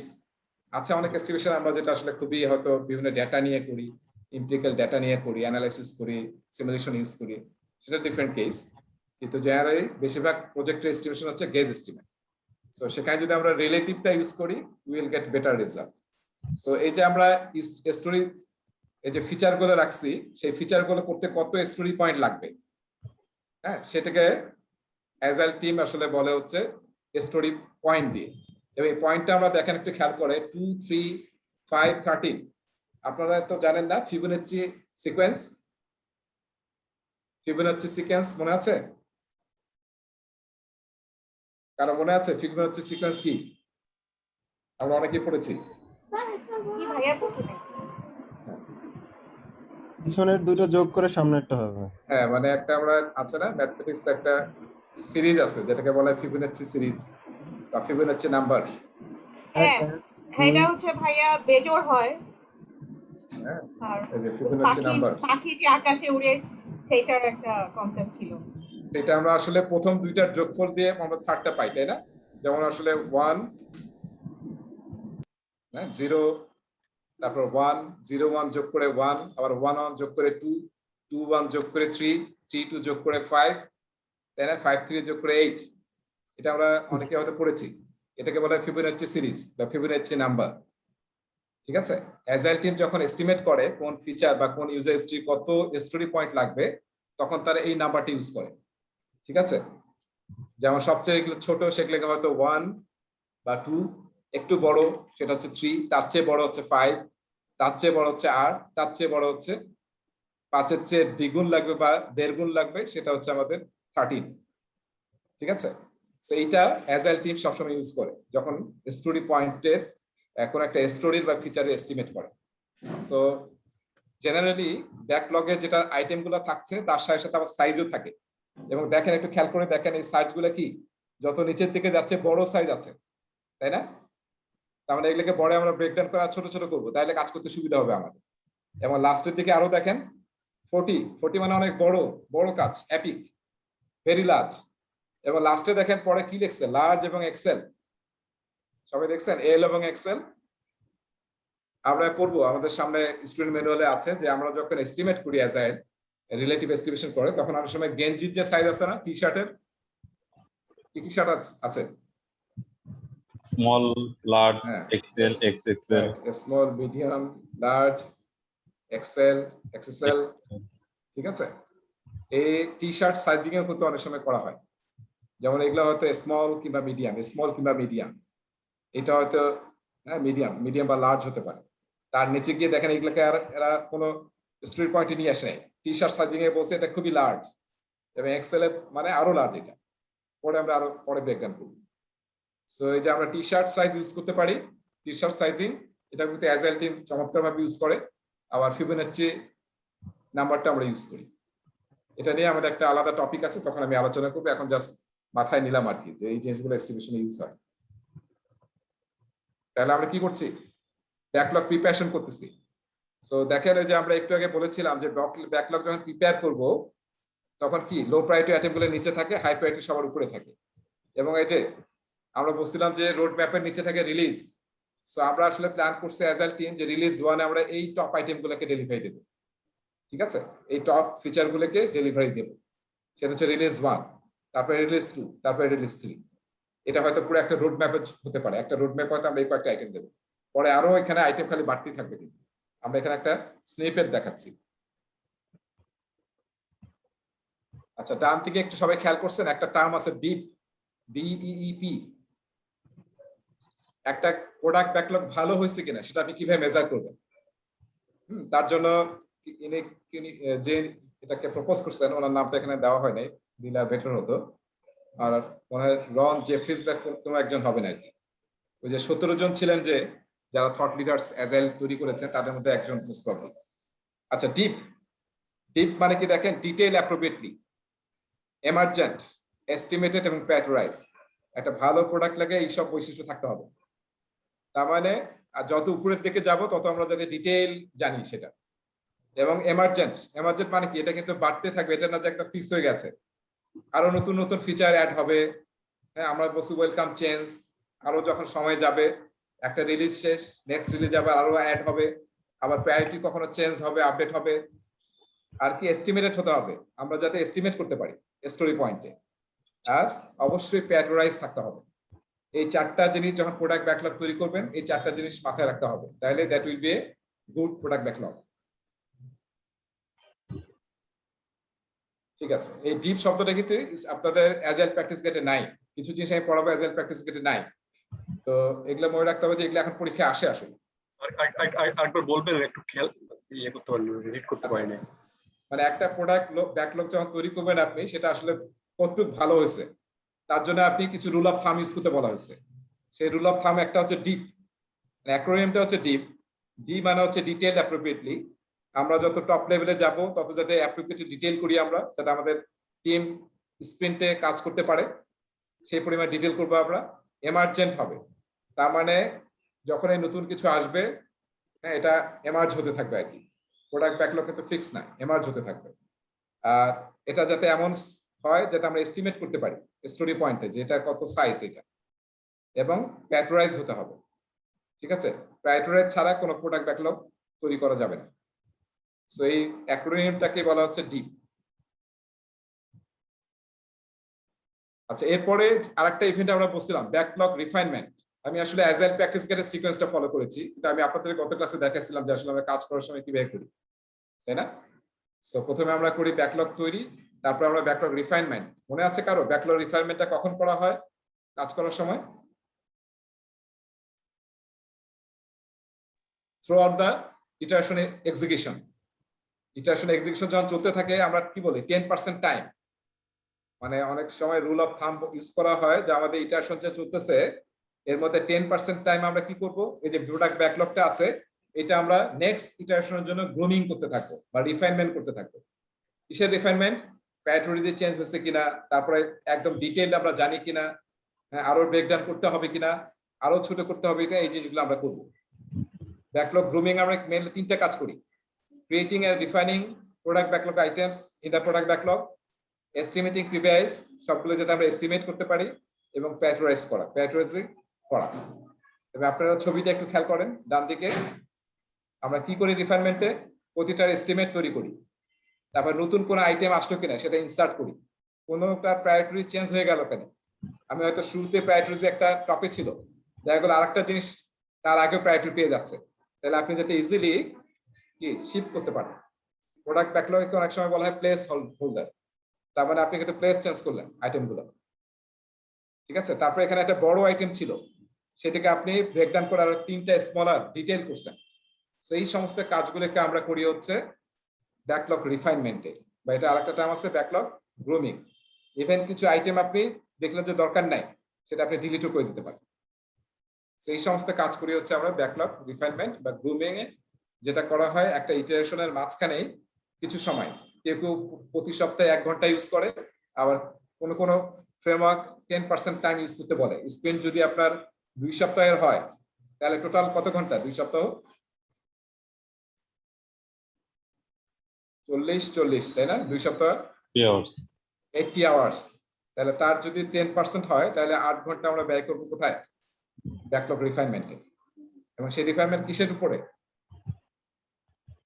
Iteration ব্যাকলগের উপরে নাকি প্রোডাক্ট ব্যাকলগের উপরে? প্রোডাক্ট ব্যাকলগের। হ্যাঁ, তার মানে এটা করতেছে কেন? ফিউচারে ইটারেশনের জন্য। আর এখনকার যে ইটারেশন সেটা আমরা অলরেডি করে ফেলছি, আমরা ইটারেশন প্ল্যানিং ওটা করে ফেলছি আর কি। সো ঠিক আছে, এরপরে আসতেছি আমি ব্যাকলগ রিকোয়ারমেন্টটা। দেখেন আসলে কি কি করা হয় এবং কারা থাকে, এটা তো মনে রাখতে হবে। কারা থাকে? সবাই থাকে। ইভেন আপনার দরকার হলে কাস্টমারকে নিয়ে আসবেন, তারপরে বিজনেস পিপল যাদের কাছ থেকে আপনার তথ্যগুলো লাগবে, ইনফরমেশন লাগবে, you should involve them, external এবং ইন্টারনাল স্টেকহোল্ডার্স। ঠিক আছে, এবং আসলে মেইনলি এই কাজটা করি যে মাঝখানে আমি দেখাচ্ছি ক্রিয়েটিং এন্ড রিফাইনিং, এস্টিমেটিং এবং প্যাটোরাইজিং। এই কাজগুলি আসলে গ্রুমিং এ করা হয়। এই যে আমি লাস্টে লিখেছি কিন্তু grooming is a collaborative effort. একা একা প্রোডাক্ট করার, হ্যাঁ এইভাবে না, কিন্তু সবাই মিলে করব। এরপরে ইটারেশন প্ল্যানিং, গত আমরা আলোচনা করেছিলাম ইটারেশন প্ল্যানিং। তার মানে ইটারেশন শুরুতে আমরা 4 ঘন্টা, তাই না? 2 সপ্তাহ যদি হয় তাহলে 3 থেকে 4 ঘন্টা আমরা সময় ব্যয় করি ইটারেশন প্ল্যানিং এ। তখন কি করা হয় কারো মনে আছে? আমি এই কথাটা বলছিলাম যে স্প্রিন্ট গোল ঠিক করা হয়, তাই না? যে আমরা এই ইটারেশনে কি করতে চাই। একটা ছিল প্রজেক্ট গোল, প্রোডাক্ট ভিশন, আর এখন আমরা কি করতেছি? আমাদের 2 সপ্তাহ বা 4 সপ্তাহ বা 6 সপ্তাহের স্প্রিন্টে আমরা গোল সেট করতেছি যে আমরা এই 2 সপ্তাহে কোন গোলটা অ্যাচিভ করব। আর আরেকটা কি কাজ করি, আমরা প্রোডাক্ট ব্যাকলগ থেকে ফর এক্সাম্পল এখানে আমরা 3টা আইটেম নিয়েছি, এই 3টা আইটেম নিয়েছি, ঠিক আছে? 3টা ইউজার স্টোরি নিয়েছি। সেই ইউজার স্টোরিগুলোকে আমরা এখন কি করি, এগুলো হচ্ছে টাস্ক, আমরা টাস্কে ব্রেকডাউন করি যে এই ইউজার স্টোরি ডেলিভারি দিতে কি কি টাস্ক করতে হবে, এটা দিতে কি কি টাস্ক করতে হবে, ঠিক আছে? এখানে আমি আরেকটা এইভাবে দেখাচ্ছি, আরো একটু বড় করে দেখানো হয়েছে যে আসলে প্রতিটাকে ভেঙে আমরা কাজে তৈরি করি। এবং অ্যাজাইল টিম কিন্তু যখন কাজ বানায় টাস্ক, তখন আসলে আওয়ারলি হিসাব করে যে তাহলে এই টাস্কটা করতে কত সময় লাগবে। এর আগ পর্যন্ত সব থাকে স্টোরি পয়েন্টে, ঠিক আছে? সো একটু খেয়াল করেন যে আমরা গত ক্লাসে বলেছিলাম যে ডিউরেশন হচ্ছে এই যে মানে not more then 4 hours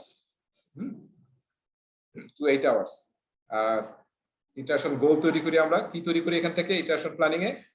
iteration goal এবং ইটারেশন ব্যাকলগ, এবং সেটা এরকম ডিটেইল করা হয়।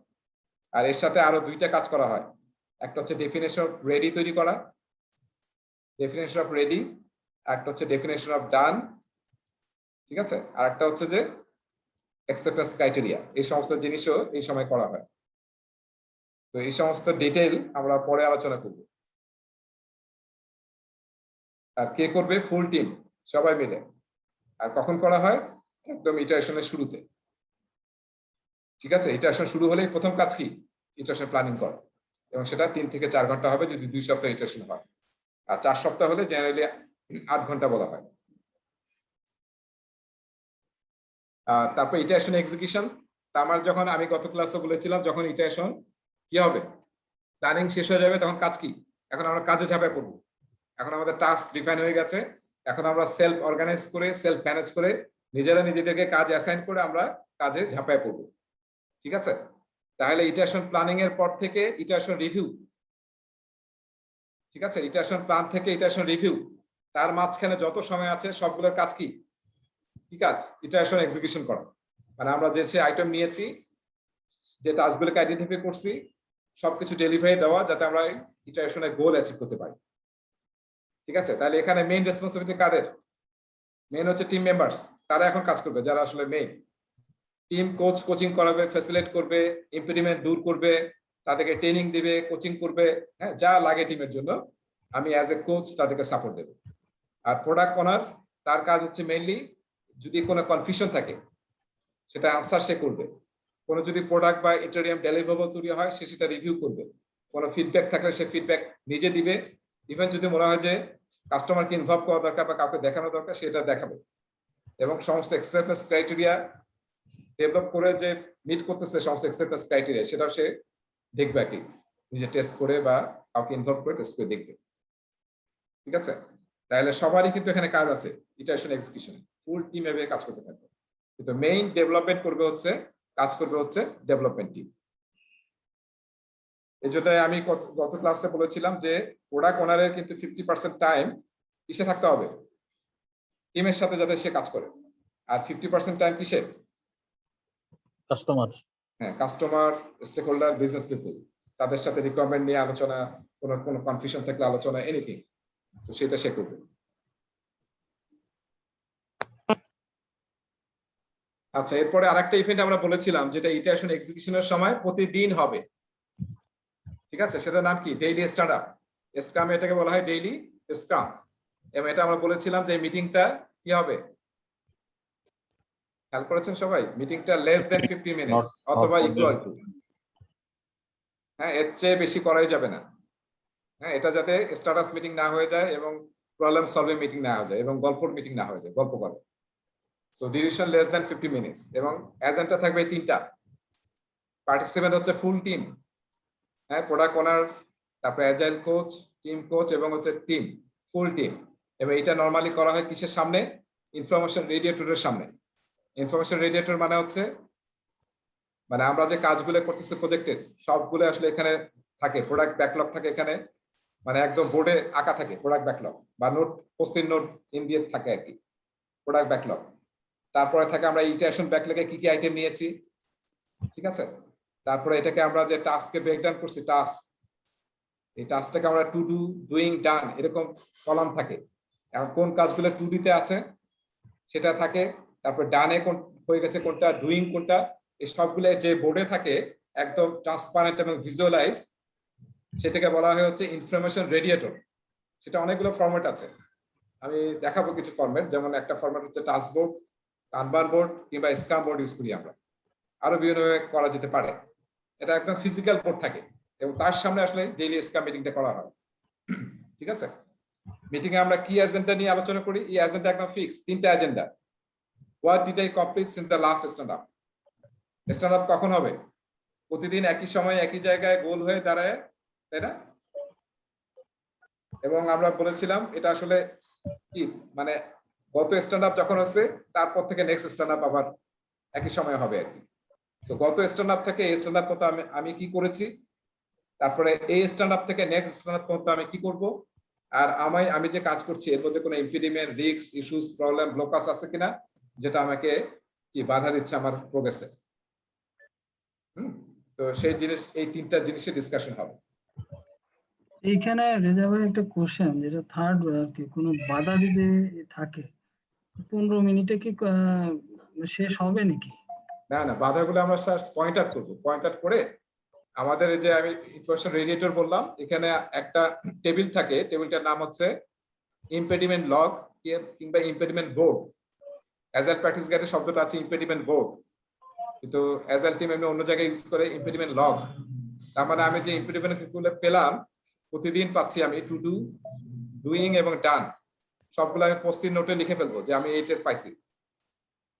হ্যাঁ, এখানে কাজ হচ্ছে শুধু এটাকে বসানো, বা স্ক্রাম মাস্টার শুধু লিখে নেবে, পরে সে আবার এখানে বসায় দিবে যে আজকে টু ডু লিস্টে আমার এই ইম্পেডিমেন্ট আছে। যখন সে কাজ করবে একটা আইটেম নিয়ে, সে ডুইং এ করবে এবং তারপরে ডান করবে। কিন্তু এটা শুধু প্রবলেম আইডেন্টিফাই করার মিটিং, এটা কিন্তু সলভ করার মিটিং না। হ্যাঁ, সলভ করতে গেলে কোনোদিনও 15 মিনিট শেষ হবে। এই জিনিসটাও, এই ইম্পেডিমেন্ট লকটাও থাকে হচ্ছে ইনফরমেশন রেডিয়েটর।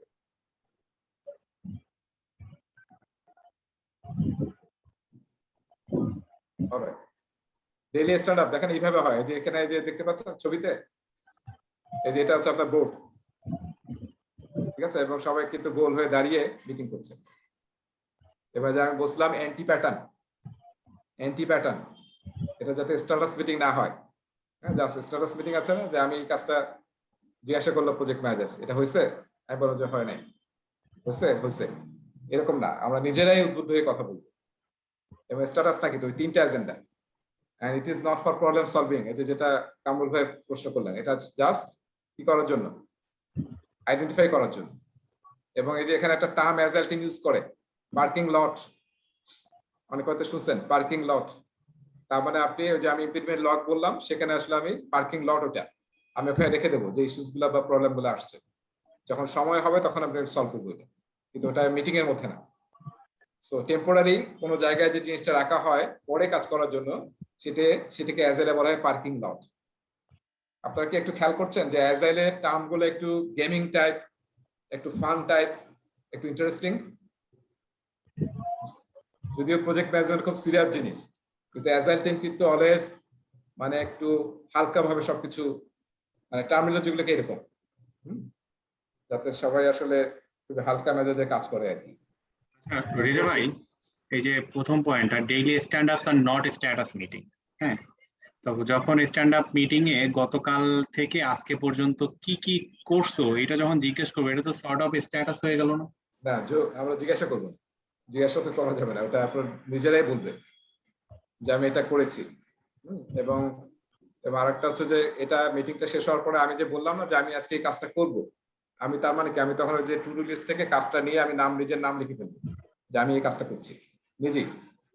এবং স্ট্যাটাস মিটিং এই জন্য না, কারণ যে আমি ইনফরমেশন রেডিয়েটর রাখছি, ওইটাই আমার স্ট্যাটাস, আমি তো আর স্ট্যাটাস দরকার নেই আমার, ঠিক আছে। এবং আসলে মেইন উদ্দেশ্য হচ্ছে এটা মিটিংটার আরেকটা জিনিস মধ্যে রাখি, এটা হচ্ছে আপনার ডেফিনেশনটা একটু আমি হয়তো বলি নাই এখানে, দেখেন সেটা হচ্ছে মাইক্রো কমিট করা টু ইচ আদার এবং সেলফ অর্গানাইজ করা, কে পিছিয়ে আছে কে আগে আছে এটা আমাদেরকে বুঝতে হবে। এখানে নিজেরা নিজেদের কাছে মাইক্রো কমিট করবো। আরটা হচ্ছে কোনো যদি মিস অ্যালাইনমেন্ট থাকে সেটা আমরা এখানে নিজেরা সেলফ অর্গানাইজ হয়ে সলভ করে ফেলবো। আসল উদ্দেশ্য হচ্ছে নিজেদেরকে এবং একজন আরেকজনকে মাইক্রো কমিট করা এবং মিস অ্যালাইনমেন্ট যদি থাকে সেটাকে সলভ করা। স্ট্যাটাস নেওয়া কিন্তু আমরা মনে হচ্ছে স্ট্যাটাস নিচ্ছি, কিন্তু আসলে ওইটা উদ্দেশ্য না। উদ্দেশ্য হচ্ছে মাইক্রো কমিট করা, সেলফ অর্গানাইজ করা এবং হচ্ছে মিস অ্যালাইনমেন্টটাকে অ্যালাইনমেন্ট করা। এবং আরেকটা উদ্দেশ্য হচ্ছে ইন্সপেক্ট এন্ড অ্যাডাপ্ট করা। ঠিক আছে? পার্কিং লটটা কি আমাদের যে ব্যাকলগের এখানে যাচ্ছে নাকি অন্য কোথাও? পার্কিং লট যেটা ইনফরমেশন রেডিওতে থাকবে, ইনফরমেশন রেডিওতে একটা জায়গা থাকবে, পার্কিং লট লেখা থাকবে, পার্কিং লট। ভাইয়া আমি কি একটু বলবো এটা পার্কিং লটটার ব্যাপারে? কারণ এটা হচ্ছে কি ভাইয়া, যে ধরেন একজন ফ্যাসিলিটেটর বা একজন প্রজেক্ট ওনার যখন সেই স্পেসিফিক জিনিসটা সম্পর্কে স্পেসিফিক্যালি জানে না, তখন সে একটা পার্কিং লট বলে যে এটা পার্কিং লটের কোশ্চেনটা রেখে দেন, আমি আপনাদেরকে জেনে পরে আনসারটা দিব। মানে আমাদের ট্রেনারের ক্ষেত্রে কিন্তু পার্কিং লট বলতে আমরা এটাই বুঝি। আচ্ছা আচ্ছা, সবকিছু কিন্তু একজন প্রজেক্ট ওনার সবকিছু জানবে না, অনেক সময় অনেক কোশ্চেন রেঞ্জ হতে পারে যেটা সেই মুহূর্তে অ্যান্সার দেওয়া সম্ভব হচ্ছে না, তো এটা পার্কিং লটে রেখে দেওয়া হয়, পরে ওইটাকে অ্যান্সার করা হয়। হ্যাঁ, এটা একটা পার্সপেক্টিভ হতে পারে আর কি। আর অন্য পার্সপেক্টিভ হতে পারে যে আমি এখন একটা ফোকাস ডিসকাশন করছি, এই সময় আপনি একটা প্রশ্ন করছেন, তার তো ডিস্টার্ব হয়ে যায়, অন্য একটা প্রশ্ন আসছে আপনার। ওই যে আমি যেটা ক্লাসের শুরুতে এবং লাস্টে রাখছি যে এটা অ্যাজাইল টিমের যখন মানে ট্রেনিং হয় বা কোনো সেশন হয়, তখন ওরা কি করে একটা পার্কিং লট বলে দেয় যে এটা হচ্ছে পার্কিং লট। আপনার যদি কোনো কোশ্চেন মনে আসে, যেহেতু আমরা এখন একটা বিশেষ কাজ করছি, আপনি প্রশ্নটা ওখানে রাখেন, পরে আমরা মিটিংটা শেষ হলে বা আজকের কাজটা শেষ হলে আমরা তখন পার্কিং লট নিয়ে ডিসকাস করবো যে কোন কোন প্রশ্ন এসেছে, এটার সলিউশন কি হবে। আর এখানে পার্কিং লট বলতেছে আমরা ওই যে আমরা যে ইস্যুস গুলো আসছে সেটা আমরা এখানে সলভ করবো না মিটিং এ, আমরা পার্কিং লটে রেখে দিলাম কিংবা এমপিডিমের লগে রেখে দিতে পারি। ঠিক আছে? আচ্ছা, তারপরে আমরা কোথায় আছি? আমরা এখন ইটারেশনের লাস্টের দিকে চলে আসছি, মানে ইটারেশন এক্সিকিউশন শেষ, ডেইলি স্ক্রাম করছি, আমরা ডেইলি স্ট্যান্ডার্ড মিটিং করছি এবং আমাদের প্রোডাক্ট বা ইনক্রিমেন্ট ইজ রেডি। তখন আমরা কি করব মনে আছে? স্পেন্ড রিভিউতে আমরা প্রোডাক্টটাকে দেখাবো, তাই না? Working product, not presentation slide, তাই না? খুবই সুন্দর রিপোর্ট, এরকম না। আমরা কি করব? We should show something to our stakeholders, to our customers. এবং সেখানে কে থাকবে? পার্টিসিপেন্ট কারা? Full team, customer, internal stakeholder, যারা আসলে এটার সাথে অ্যাপ্রোপ্রিয়েট, স্পেশালি কাস্টমার, তাই না? আমার টিম না শুধু। এবং কেন? ফিডব্যাক নেওয়া, শেখা, লার্ন এবং ইন্সপেক্ট এন্ড অ্যাডাপ্ট করা। আমি কিন্তু ওই যে আমরা একটা প্রিন্সিপাল ছিল না, last principle, inspect and adapt, continuous improvement, এটা কিন্তু সব লেভেলই করা হচ্ছে। ডেইলি স্ক্যাম কি? ডেইলি ইন্সপেক্ট এন্ড অ্যাডাপ্ট করা, দেখছেন? প্রতিদিনে কিন্তু আমরা মনিটরিং কন্ট্রোল করছি, যেটা আমরা ট্রেডিশনাল প্রজেক্টে বলি monitoring and control. Agile team ওটাকে বেশি শব্দটা ইউজ করে ইন্সপেক্ট এন্ড অ্যাডাপ্ট। আমরা কিন্তু প্রতিদিন ইন্সপেক্ট এন্ড অ্যাডাপ্ট করতেছি অ্যাজাইলে, সেটা ডেইলি স্ক্রাম বা ডেইলি স্ট্যান্ডার্ড থ্রুতে। আর আমরা বাই উইকলি বা একটা টাইম বক্সে ইটারেশনে করতেছি কখন? প্রোডাক্টের ইন্সপেক্ট এন্ড অ্যাডাপ্ট করতেছি কখন? ইটারেশন রিভিউতে।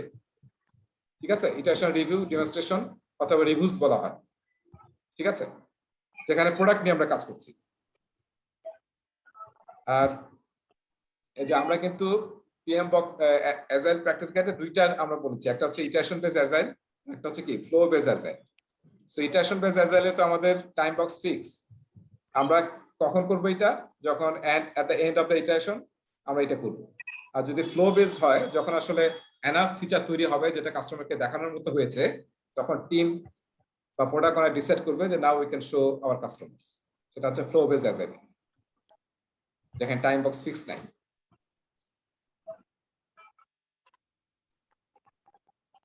আচ্ছা, ঠিক আছে। এরপর আসতেছি নেক্সট লাস্ট ইভেন্ট কি? রেট্রোস্পেক্টিভ, তাই না? এটাও কি? এটাও কিন্তু ইন্সপেক্ট এন্ড অ্যাডাপ্ট। এটা কিসের ইন্সপেক্ট এন্ড অ্যাডাপ্ট? টিমের। হ্যাঁ, টিমের পারফরম্যান্স, আমাদের প্রসেসের, আমরা কিরকম করতেছি, কোন কোন কাজ আননেসেসারি করা হচ্ছে, কোনটা আসলে ভালো রেজাল্ট দিচ্ছে না, আরো কিভাবে ইমপ্রুভ করা যায়, আমরা কি শিখলাম লাস্ট স্প্রিন্টে, এই সমস্ত জিনিস নিয়ে ডিসকাশন। লাস্ট স্লাইডে টাইম টু ডু তে মানে তাহলে কি দাঁড়ালো? টাইম টু ডু তে কি হচ্ছে? হ্যাঁ, টাইম টু ডু তে হচ্ছে আমরা কখন করি, এই কাজটা আমরা কখন করবো? ইটারেশন রিভিউ প্রোডাক্টটা মানে একটা প্রোডাক্ট দেখানোর পরে। না না, ইটারেশন রিভিউ তো হবে সেই সেশনে যেখানে আমরা প্রোডাক্টটা দেখাচ্ছি। হ্যাঁ, সেই সেশনটার নাম হচ্ছে ইটারেশন রিভিউ। ডেমোস্ট্রেশন আর কি, ডেমো। হ্যাঁ, ডেমনস্ট্রেশন করা। ঠিক আছে।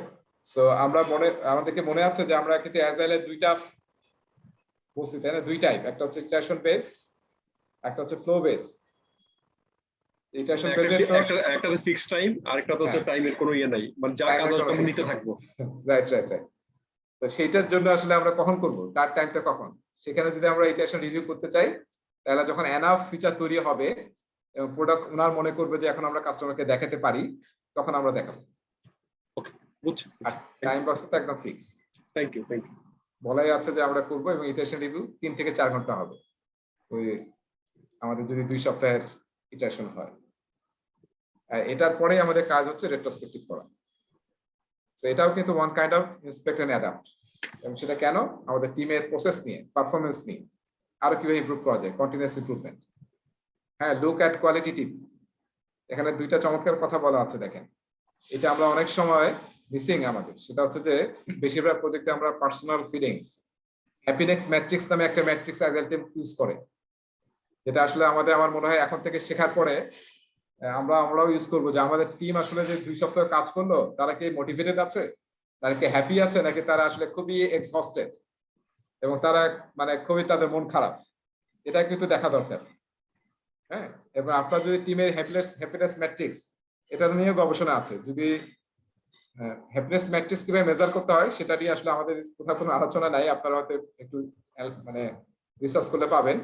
তো দেখানো হচ্ছে যে আপনার টিমের যদি হ্যাপিনেস ম্যাট্রিক বাড়তে থাকে, তাহলে আপনারা দেখবেন যে এটা একটা প্রোডাক্টিভিটির সাথে কি মানে প্যারালাল। যদি আপনার এটা বাড়তে থাকে, তাহলে আপনার আসলে প্রোডাক্টিভিটি বাড়তে থাকে। আর যদি এটা ডাউনওয়ার্ড থাকে, তাহলে আপনি চাইলেও কিন্তু প্রোডাক্টিভিটি বাড়বে না। আপনি যেদিন খুব ভালো থাকেন, হাসি খুশি থাকেন, সেদিন আপনার যেরকম পারফরমেন্স হয়, যেদিন আপনার মন খারাপ, মেজাজ খারাপ, সেদিন আপনাদের পারফরমেন্স খারাপ হচ্ছে।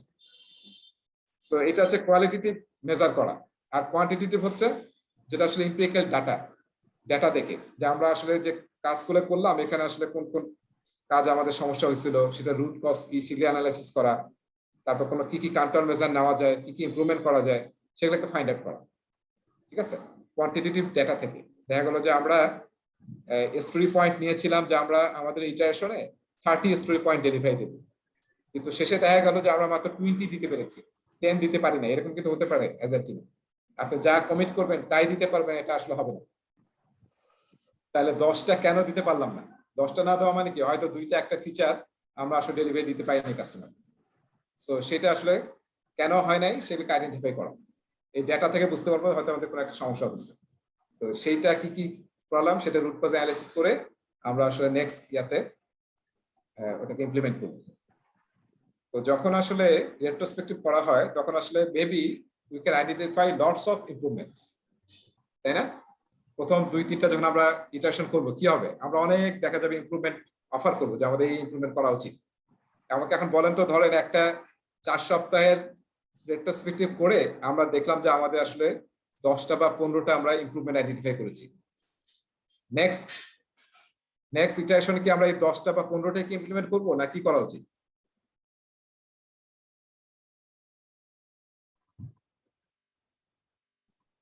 আমরা প্রোডাক্ট ব্যাকলগে ইনসার্ট করব। হ্যাঁ, মানে 10-15টাই করবেন, নাকি কি করা উচিত? 15টাই করবেন একসাথে? নেক্সট ইটারেশন কি প্রোডাক্ট ব্যাকলগ থেকে অন্য একটা আইটেম দিয়ে আসবে না, নাকি এটাই হবে? এটার উপরে না, ওটা তো হবেই। তার সাথে ইমপ্রুভমেন্ট আইটেমও ব্যাকলগে চলে যাবে। আমি যে তাহলে ব্যাকলগে গেলে তো আবার এটারও প্রায়োরিটি করতে হবে। হ্যাঁ, প্রায়োরিটি। হ্যাঁ, আপনার যে 10টা-15 পাইছেন, 10টা-15টাই সব ইমপ্রুভমেন্ট কি একসাথে করা যায়? তাহলে আসলে একটাও হবে না, বুঝছেন না? এই জন্য আসলে প্রায়োরিটাইজ করতে হবে। হ্যাঁ, 1 নম্বর হচ্ছে যে ইমপ্রুভমেন্ট গুলো পাওয়া গেল, সেগুলো এখন প্রায়োরিটাইজ করবেন, যে টপ কোনটা, টপ 3টা বা মানে অ্যাজাইল প্র্যাকটিস গেট বলা আছে 3টা নেবেন, তার চেয়ে বেশি না। কারণ সবগুলো যদি একবারে করতে চাই, তাহলে দেখা যায় একটাও হবে না। বেটার হচ্ছে টপ যে 2-3টা পাইছেন, সেই 2-3টা আইটেম আপনি নেক্সট প্রোডাক্ট ব্যাকলগের টপে রাখেন, এবং যখন আপনি করবেন নতুন ফিচার ডেভেলপ শুরু করবেন নেক্সট ইটারেশনে, তখন ওই 2-3টা আপনি ইমপ্লিমেন্ট করবেন। ওগুলোকে তো এরকম না যে বিভিন্ন কাজ, ওগুলো হয়তো আপনি বিভিন্ন অ্যাক্টিভিটি নিয়ে আসছেন বা কোনো একটা প্রসেস একটু ইমপ্লিমেন্ট করছেন, প্রসেস একটু অ্যালাইন করছেন, বা কিছু কাজ করছেন যেটা কোনো ভ্যালু অ্যাড করেনি, সেই কাজটাকে আপনি ডিসকার্ড করছেন। ঠিক আছে? সো মনে রাখতে হবে সবগুলোকে নিয়ে একবারে ঝাঁপিয়ে পড়ে যাবেন, তাহলে কিছুই হবে না। আমাদের একটা অভ্যাস আছে আর কি, যে আমরা সব ইমপ্রুভমেন্ট একবারে করে ফেলবো, no, step by steps. So সেটাকে বলা হয় র্যাঙ্ক ইমপ্রুভমেন্ট করেন, এবং আসলে আপনি বাছাই করেন এই 2টা বা 3টা আপনি নেবেন। অ্যাজাইলের বিভিন্ন ফ্রেমওয়ার্কে যেমন স্ক্রামে এক জায়গায় বলা হয় যে আপনি একটা আইটেম নেন, মানে মিনিমাম একটা আইটেম যাতে নেক্সট ইমপ্রুভমেন্ট আইটেম হিসেবে আপনি নেক্সট ইটারেশনে ইউজ করেন, মিনিমাম একটা নেন, একবারে সব নিতে যায়নি। আর আমরা যখন ওই যে রেট্রোস্পেক্টিভে, এগুলো নিয়ে আমি পরে আলোচনা করবো আবার, যখন আসলে আমরা বের করি যে আসলে আমাদের কি কি ভালো কাজ করছি আমরা আগের ইটারেশনে, আর কি কি খারাপ করেছি, কি কি ইমপ্রুভমেন্ট করা যায়, তখন আসলে অনেকগুলো টেকনিক ইউজ করে। তার মধ্যে একটা টেকনিক হচ্ছে 4L। 4L মানে হচ্ছে, এখনই আসলে চিন্তিত হওয়ার কিছু নাই, এটা নিয়ে আলাদা টপিক আছে। 4L মানে হচ্ছে, L মানে হচ্ছে 4টা L। হ্যাঁ, তার একটা এল হচ্ছে লার্ন, আমরা নতুন কি শিখলাম। একটা হচ্ছে ল্যাক্ট, কি আমরা কি ল্যাক হয়েছে এই লাস্ট ইটারেশনে। একটা হচ্ছে লাইট, কোন কাজগুলো আমরা পছন্দ করেছি সবাই। আর ল্যাক্ট, আর একটা হচ্ছে কি জানো শব্দটা ভুলে গেছি আমি, যেটা আসলে অনেকদিন থেকে আমরা চাচ্ছি কিন্তু এখনো করা হয়নি, এরকম একটা আছে আর কি, এল দিয়ে বুঝায় সেটা। আমরা পরে আলোচনা করবো, সেটা সামনে থাকবে। আর অনেক টিম আবার ইউজ করে এরকম www, মানে কি 2টা কলাম করে। ঠিক আছে, কলাম করে একটাতে লেখা হচ্ছে হোয়াট ওয়েন্ট ওয়েল, একটা হচ্ছে হোয়াট ওয়েন্ট রং। পোস্টের নোটে সবাই যার যার মতো ব্রেইনস্টর্ম করে লেখে যে কয়েকটা জিনিস ভালো হয়েছে, দিস 3 or 2 খারাপ হয়েছে। তারপর টিমে ওটার উপর গবেষণা করে, অ্যানালাইসিস করে আসলে দেখে যে আসলে কোনটা আমরা নেক্সট ইটারেশনে নেব। আবার অনেকে ইউজ করে কিপ, স্টার্ট, স্টপ, 3টা কলাম ইউজ করে। 3টা কলাম মানে কিপ, স্টার্ট, স্টপ। যে ভালো জিনিসগুলো আমরা পাইছি সেটা আমরা এখন কি, আমরা এটা যাতে কন্টিনিউ হয় সেটা আমরা এনশিওর করবো, কিপ করবো আমরা। আর স্টার্ট মানে নতুন 2-1টা ইমপ্রুভমেন্ট আমরা পেয়েছি, যেটা আমরা নেক্সট ইটারেশন থেকে স্টার্ট করবো। আর স্টপ মানে এমন কিছু কাজ বের করছি আমরা যেটা আসলে কোনো কারণ নাই এটা বারবার করার। কোনো যদি আপনি কাজ করেন যেটা কোনো ভ্যালু এড করে না, সেটা কি, সেটা কিন্তু এক ধরনের ওয়েস্ট, তাই না? আর আমরা লিনে পড়ছি, লিনে মনে আছে, লিন প্রিন্সিপাল ছিল এলিমেন্ট ওয়েস্ট। অ্যাজাইল কিন্তু লিন থেকেই আসছে, হ্যাঁ, লিন থেকে অনেক কিছু নেওয়া হয়েছে। তো আমরা যদি এরকম কিছু পাই সেটা হচ্ছে স্টপ, নেক্সট থেকে আমরা এই কাজটা করবো। আমার নেট ইন্টারাপ্টেড ছিল 2-3 মিনিটের জন্য, আমি এই স্লাইডটাতে ছিলাম, স্লাইডটাকে একটু রিপিট করবেন অল্প একটু। কি যে আমি কোথায় যে আপনি হারাইছেন একটু বলতে পারছি না। এই স্লাইডে শুরুতে ছিলাম আর কি, স্লাইডটাতে আপনি ছিলেন এই শুরুতে, এই স্লাইডের শুরুতে।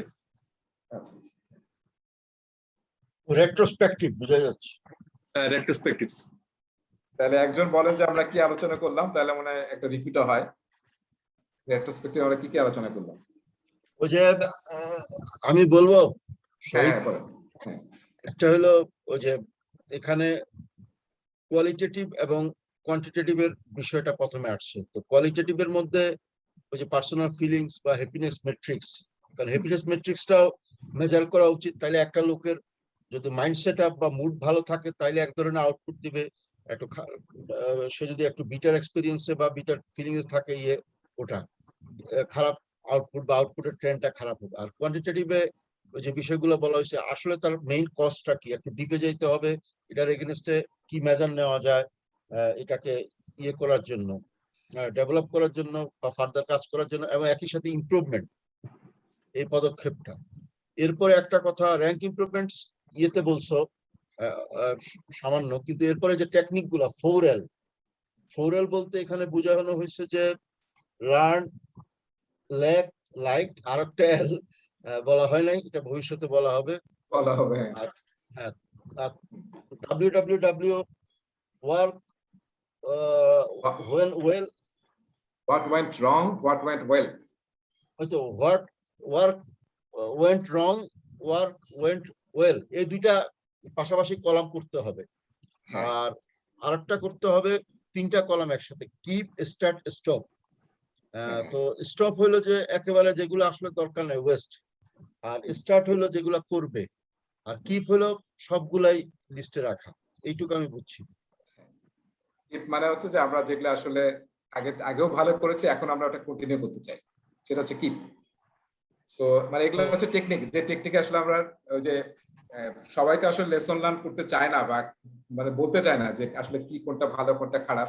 এরকম টেকনিক খাটালে আসলে আপনি ড্র আউট করতে পারবেন যে আসলে টিম কি চিন্তা করতেছে, কোনটা বেটার, কোনটা ভালো, কিভাবে কন্টিনিউয়াসলি ইমপ্রুভ করা যায়, সেটা টেকনিক। আর অনেক টেকনিক আছে, আমি জাস্ট 3টা এক্সাম্পল দিচ্ছি এখানে, কারণ আমাদের বইয়ে এটা আছে, আমরা পড়বো সেটা। আচ্ছা, আর এইটা আসলে অনেক সময় আমরা, হ্যাঁ বলেন। শহীদ, এই যে www কি ওয়ার্ক ওয়েন্ট রং, ওয়ার্ক ওয়েন্ট ওয়েল, এই দুইটা চার্ট না? না, what went wrong, what went well। ও আচ্ছা, হোয়াট মানে কি ভালো হয়েছে, কি খারাপ হয়েছে, what went well, what। আচ্ছা, সো ওকে, এগুলোকে আমরা আসলে কাইজেন আইটেম বলি। কাইজেন মানে তো আমরা জানি না, স্মল ইমপ্রুভমেন্ট, জাপানিজ ওয়ার্ড। কাই মানে হচ্ছে স্মল, জেন মানে হচ্ছে ইমপ্রুভমেন্ট। সো এগুলোকে অনেক সময় অ্যাজেলে বলে কাইজেন আইটেম। এবং আমরা যখন প্রোডাক্ট ব্যাকলগটা আছে না, তো আমরা যখন কোনো ইমপ্রুভমেন্ট আইটেম করি, রেট্রোস্পেক্টিভ কখন করা হচ্ছে? ইটারেশনের এটার পরে আর কোনো কাজ আছে? এটা কিন্তু লাস্ট অ্যাক্টিভিটি, লাস্ট ইভেন্ট, এরপর আর কোনো কাজ নাই, এরপর শুধু গ্রুমিং বা তার মানে এটা যখন আমরা করলাম, করার পরে এখানে যে আমরা কাইজেন আইটেম, যেটা আইটেম পেলাম, যেটা আমরা চাচ্ছি নেক্সট ইটারেশন নিয়ে আসবো, সেই আইটেমটা আমরা নরমালি টপে রাখি, কাইজেন আইটেমটা, যাতে মিস না হয়, সেই জন্য আমরা টপে রাখি। আচ্ছা, আর রেট্রোস্পেক্টিভ, এই 4টা একটু আপনারা খেয়াল করবেন যে রেট্রোস্পেক্টিভ পরীক্ষায় প্রশ্ন আসে এই 4টা থেকে, যে আসলে আমরা রেট্রোস্পেক্টিভ কখন করা উচিত আমার। ঠিক আছে, আমরা জেনারেল যেটা প্র্যাকটিস, যদি টাইম বাউন্ড হয় তাহলে আমরা কি করবো? আফটার ইটারেশন রিভিউ, তাই না? আমরা বলেছিলাম লাস্টের দিন 2টা কাজ হয়, একটা হচ্ছে ইটারেশন রিভিউ, যেখানে প্রোডাক্ট রিভিউ করি, আর তারপরে কি করি? প্রসেস রিভিউ, সেটা হচ্ছে রেট্রোস্পেক্টিভ। এটা একটা হতে পারে। তারপরে কি, when more than a few weeks have passed since the previous retrospective। যদি ফ্লো বেস অ্যাজাইল ইউজ করেন তাহলে কি করবেন আপনি? সেখানে তার টাইম বক্স নাই। তাহলে যদি মনে হয় যে আগে রেট্রোস্পেক্টিভ করছেন 1 মাস আগে, এখন রেট্রোস্পেক্টিভ হয় নাই, তাহলে আপনি এই মাসে আবার রেট্রোস্পেক্টিভ করেন, আপনার টিমের উপর ডিপেন্ড করবেন। ঠিক আছে। আর 3 নম্বর হচ্ছে when the team appears to be stuck। দেখছেন যে টিম স্টাক হয়ে গেছে, কাজ করতে পারতেছে না, খুব স্লো হয়ে গেছে, তাহলে কি করা উচিত আমাদের? সবাই মিলে বসা দরকার, তাই না? ব্রেইনস্টর্ম করা দরকার। রেট্রোস্পেক্টিভ কিন্তু একটা কাজ হচ্ছে ব্রেইনস্টর্ম করা, কেন আমরা স্টাক হয়ে গেলাম, কেন আমরা প্রতিটা খেলায় হেরে যাচ্ছি, প্রতিটা খেলায় কেন আমরা হেরে ম্যাচ হারতেছি। সো লেটস সিট টুগেদার, তখন আমরা রেট্রোস্পেক্টিভ করতে পারি। আর when the team reaches any other milestone, আবার আপনি ডিসাইড করতে পারেন যে আমরা বিভিন্ন মাইলস্টোনে আমরা রেট্রোস্পেক্টিভ করি। তো একটু মনে রাখেন, পরীক্ষা অনেক সময় এখান থেকে 2 নম্বরটা একবার বলবেন কাইন্ডলি, 2 নম্বরটা আরেকবার বলবেন। এটা হচ্ছে যে যেহেতু আমি টাইম বক্স ইউজ করছি না, টাইম বক্স হতে তো ফিক্স যে 2 সপ্তাহ পর করবই। যেখানে আপনি টাইম বক্স ইউজ করতেছেন না, সেখানে হয়তো আপনি লাস্ট রেট্রোস্পেক্টিভ কখন করছেন, তারপরে যে কোনো সময় মনে হলো যে অনেকদিন করা হয় না, লেটস ডু ইট অ্যাগেন। ঠিক আছে, বা এই তো ঠিক আছে। ওকে, তাহলে আমাদের 5 নম্বর চ্যাপ্টারের মেইন আলোচনা শেষ। এখন দেখেন, এই যে সব যে আলোচনা করলাম, এটা আসলে অনেকটাই স্ক্রামের উপর বেস করে। ঠিক আছে, আমি যে গত ক্লাসে প্রথমেই হোয়াইট বোর্ডে আলোচনা করছিলাম যে কিভাবে অ্যাজাইল ফ্রেমওয়ার্ক কাজ করে, তার মধ্যে আসলে আমি বেশি ছিলাম স্ক্রাম নিয়েই কথা বলেছিলাম। তো সেটাই আসলে এখানে আলোচনা আছে যে স্ক্রাম কিভাবে কাজ করে। আমি জাস্ট একটু আবার রিপিট করব। সো স্ক্রামের ডেফিনেশন এখানে আছে, কিন্তু is a lightweight framework that helps people, teams and organisations generate value through adaptive solutions for complex problems। এবং এটা যে 2জন কো-ক্রিয়েটর, কেন শোয়াবার এবং জেফ সাদারল্যান্ড, ওই যে 17 জন ছিলেন, তার মধ্যে এই 2জনে ওখানে ছিলেন। এবং স্ক্রাম কিন্তু মনে রাখতে হবে, অ্যাজাইল কত সালে আসছে? অ্যাজাইল 2001। স্ক্রাম কিন্তু 1990 থেকে আছে, 1990 সাল থেকে, এবং ওনারা প্রথম এটাকে ক্রিয়েট করেন 1990 সাল থেকে।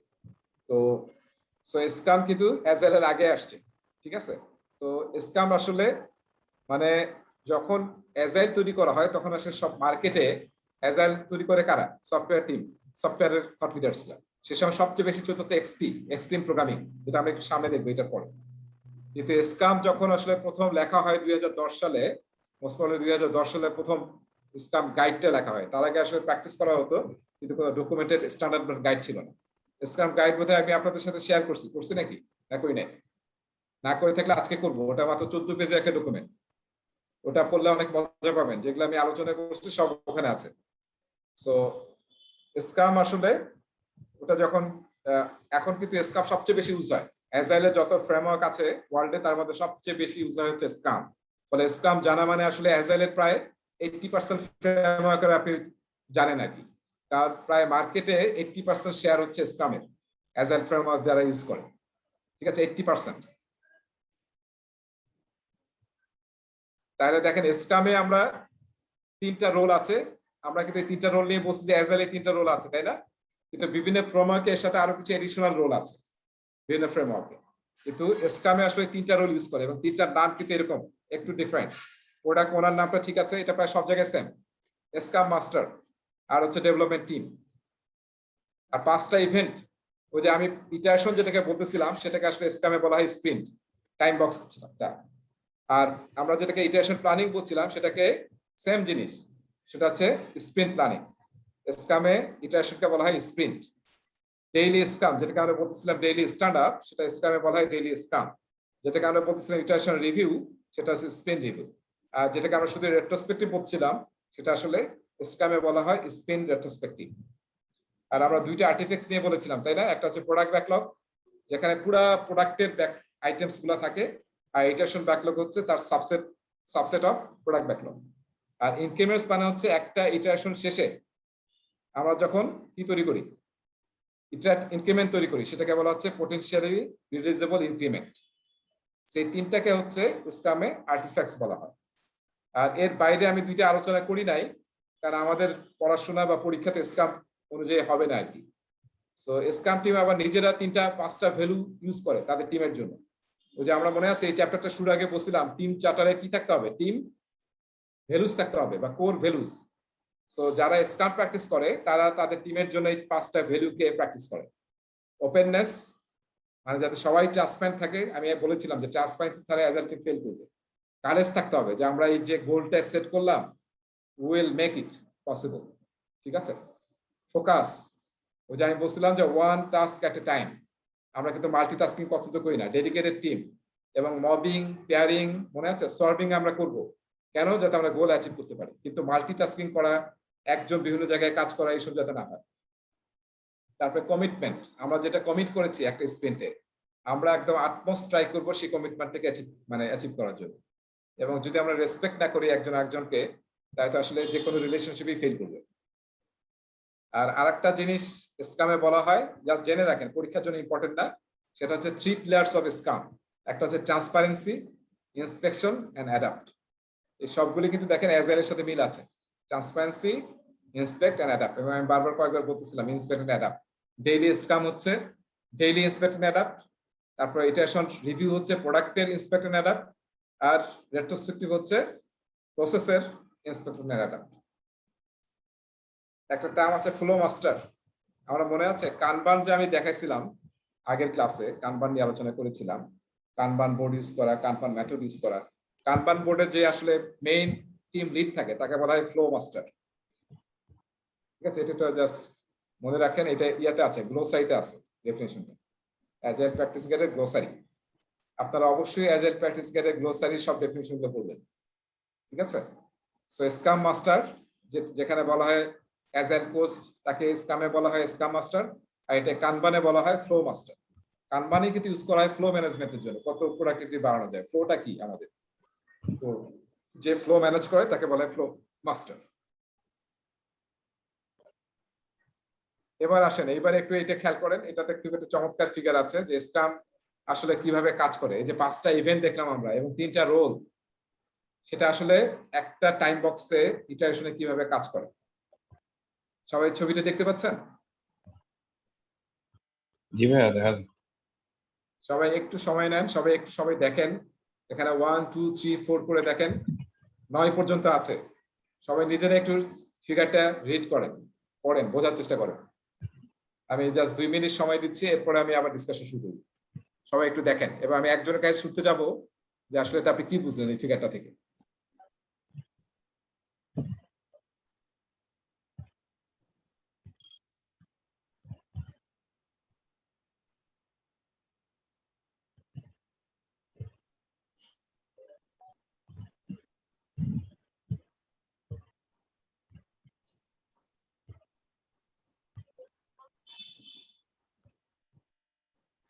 ফিগারের প্রতিটা আইটেম সবাই একটু দেখেন এবং সিকোয়েন্সটাও দেখেন 1 থেকে 9 পর্যন্ত।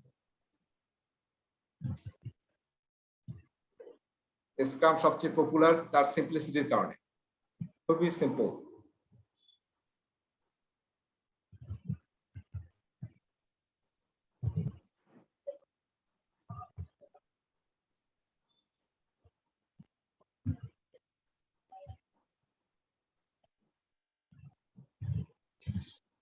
সো আমরা নেক্সট ক্লাসে একজনকে বলবো যে আসলে এটাকে পুরো প্রেজেন্ট করবে।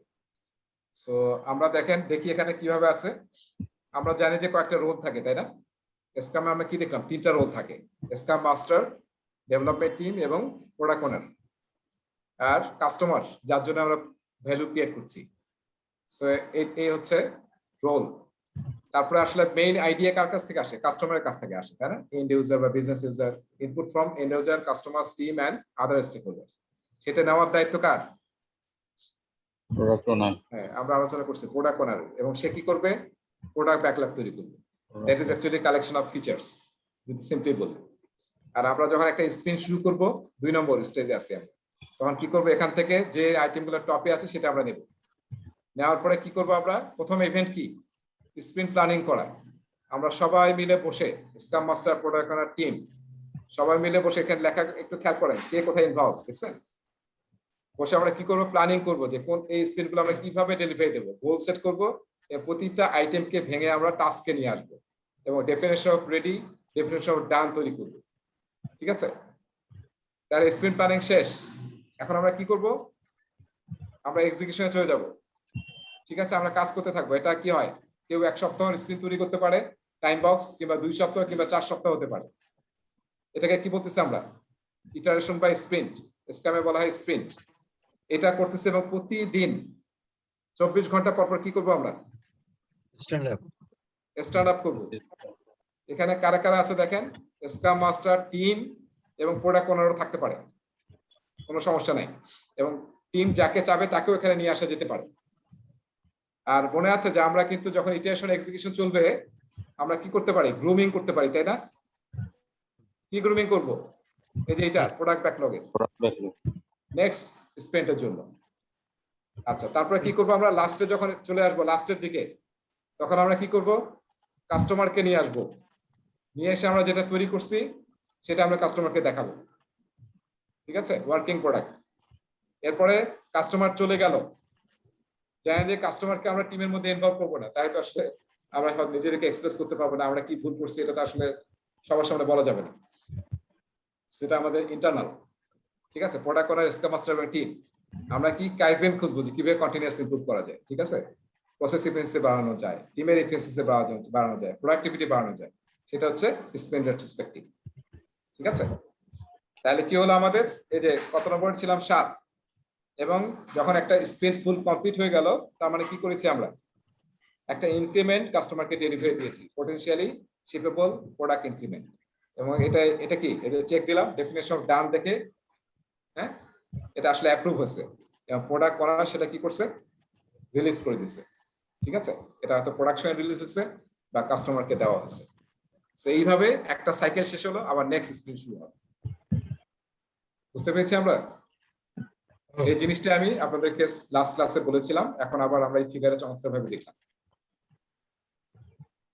সবাই একটু আমরা যদি ওই যে স্প্রিন্ট রিভিউ বা ওই যে রেট্রোস্পেক্টিভে আসে যদি দেখা যায় যে ওই মানে চেক লিস্টে যা দেখা গেল যে জিনিসগুলো ঠিক হয় না আর কি, অ্যাকসেপ্টেন্স ক্রাইটেরিয়া বা কোনো কিছু আছে, তখন ওটা কই যাবে? ওটা কি আবার নেক্সট ইটারেশনে চলে যাবে? হ্যাঁ হ্যাঁ, আপনার তো 1 নম্বর হচ্ছে তখন তাহলে তো আর ওটা শিপেবল হচ্ছে না নাকি? না, তখন আবার দেখা গেল একটা আইটেমও হয়তো শিপেবল হচ্ছে না। 5টা আইটেম নিয়েছিলেন, হয়তো 2টা 3টা শিপেবল হয়েছে, আর হয়তো একটা হয়তো আবার শিপেবল হয় নাই, সেটা হতে পারে। কিন্তু একটা কথা তার আগে মনে রাখতে হবে যে যখন এই যে স্পিন চলতে থাকবে, তার মাঝখানে আমরা ইন্টেরিয়ম, এক্সেপ্টেন্স ক্রাইটেরিয়া, তারপরে ডেফিনেশন অফ ডান, এইসব প্রোডাক্ট ওনার বা যদি কাস্টমারকে দরকার হয় আমরা মাঝে মাঝে ইনভলভ করে এটা করে ফেলবো। লাস্টের দিন যাতে সবাই শক না হয়ে যায়, আর কিছুই তো হলো না, তাহলে কিন্তু সবার মোটিভেশন ডাউন হয়ে যাবে। এই কাজগুলো মানে মাঝখানে করে ফেলতে হবে। ওই দিন আমরা এমন ভাবে যাবো যাতে আসলে কোনো কি না হয়, মানে পুরো প্রোডাক্ট দেখাতে গেছি পুরো ফেল করছে, এরকম যাতে না হয়। তাও যদি ফেল হয় তাহলে কি করতে হবে? সেটা আবার ব্যাকলগে চলে আসবে এবং সেটা সবার টপে থাকবে আসলে। এখানে নতুন চেঞ্জ আসতে পারে, যেহেতু ওয়েলকাম চেঞ্জ, কিংবা কাস্টমার বললো যে আমরা আরো কিছু চাই বা আরো একটা নতুন প্রায়োরিটি জিনিস আসছে, তো সেগুলো আসলে প্রোডাক্ট ওনার ডিসকাস করে আবার এখানে নিয়ে আসবে। ঠিক আছে, কিন্তু এটা মনে রাখতে হবে ছবিটাতে খেয়াল করেন এই যে লাল রঙের স্প্রিন্ট যেখানে আছে ওইখান থেকে কিন্তু মানে আমরা 7 নম্বরের যে স্প্রিন্ট রেট্রোস্পেক্টিভ থেকে যে 8 নম্বরে আসতেছি সেটা কিন্তু আবার ওই সাইকেল হয়ে আসতেছে কিনা, কারণ এটার অ্যারোটা দেখা যাচ্ছে ওই সাইকেল থেকেই কোনো এক ফাঁকে বের হচ্ছে, কারণ এখানে কোনো ফাংশন আছে কিনা। হ্যাঁ, না এখানে কোনো ফাংশন নাই, এটা আসলে আপনার কারণ এটা তো 7 নম্বর বাম দিকে তো 8 নম্বরটা ফিগারটা ওইভাবে আঁকতে পারতো, 8 নম্বরটাকে 7-এর সাইকেলটার ওইদিকে রাখতে পারতো, বাম দিকে রেখে এখানে শেষ করে দিতে পারতো। হ্যাঁ, এই সাইকেলটা আসলে এটা হচ্ছে আপনার সবসময় মানে ইটারেট হতে থাকবে এর করসপন্ডিং যে কাজগুলো আছে, আর এটা শেষে আমরা আসলে এটা পাবো, এটা শেষে।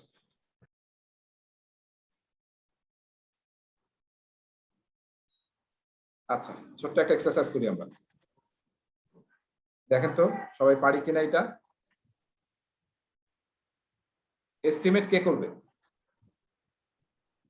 টিম। আমরা যে স্টোরি পয়েন্ট তৈরি করতেছি এটা কে করবে? টিম করবে। টিম করবে।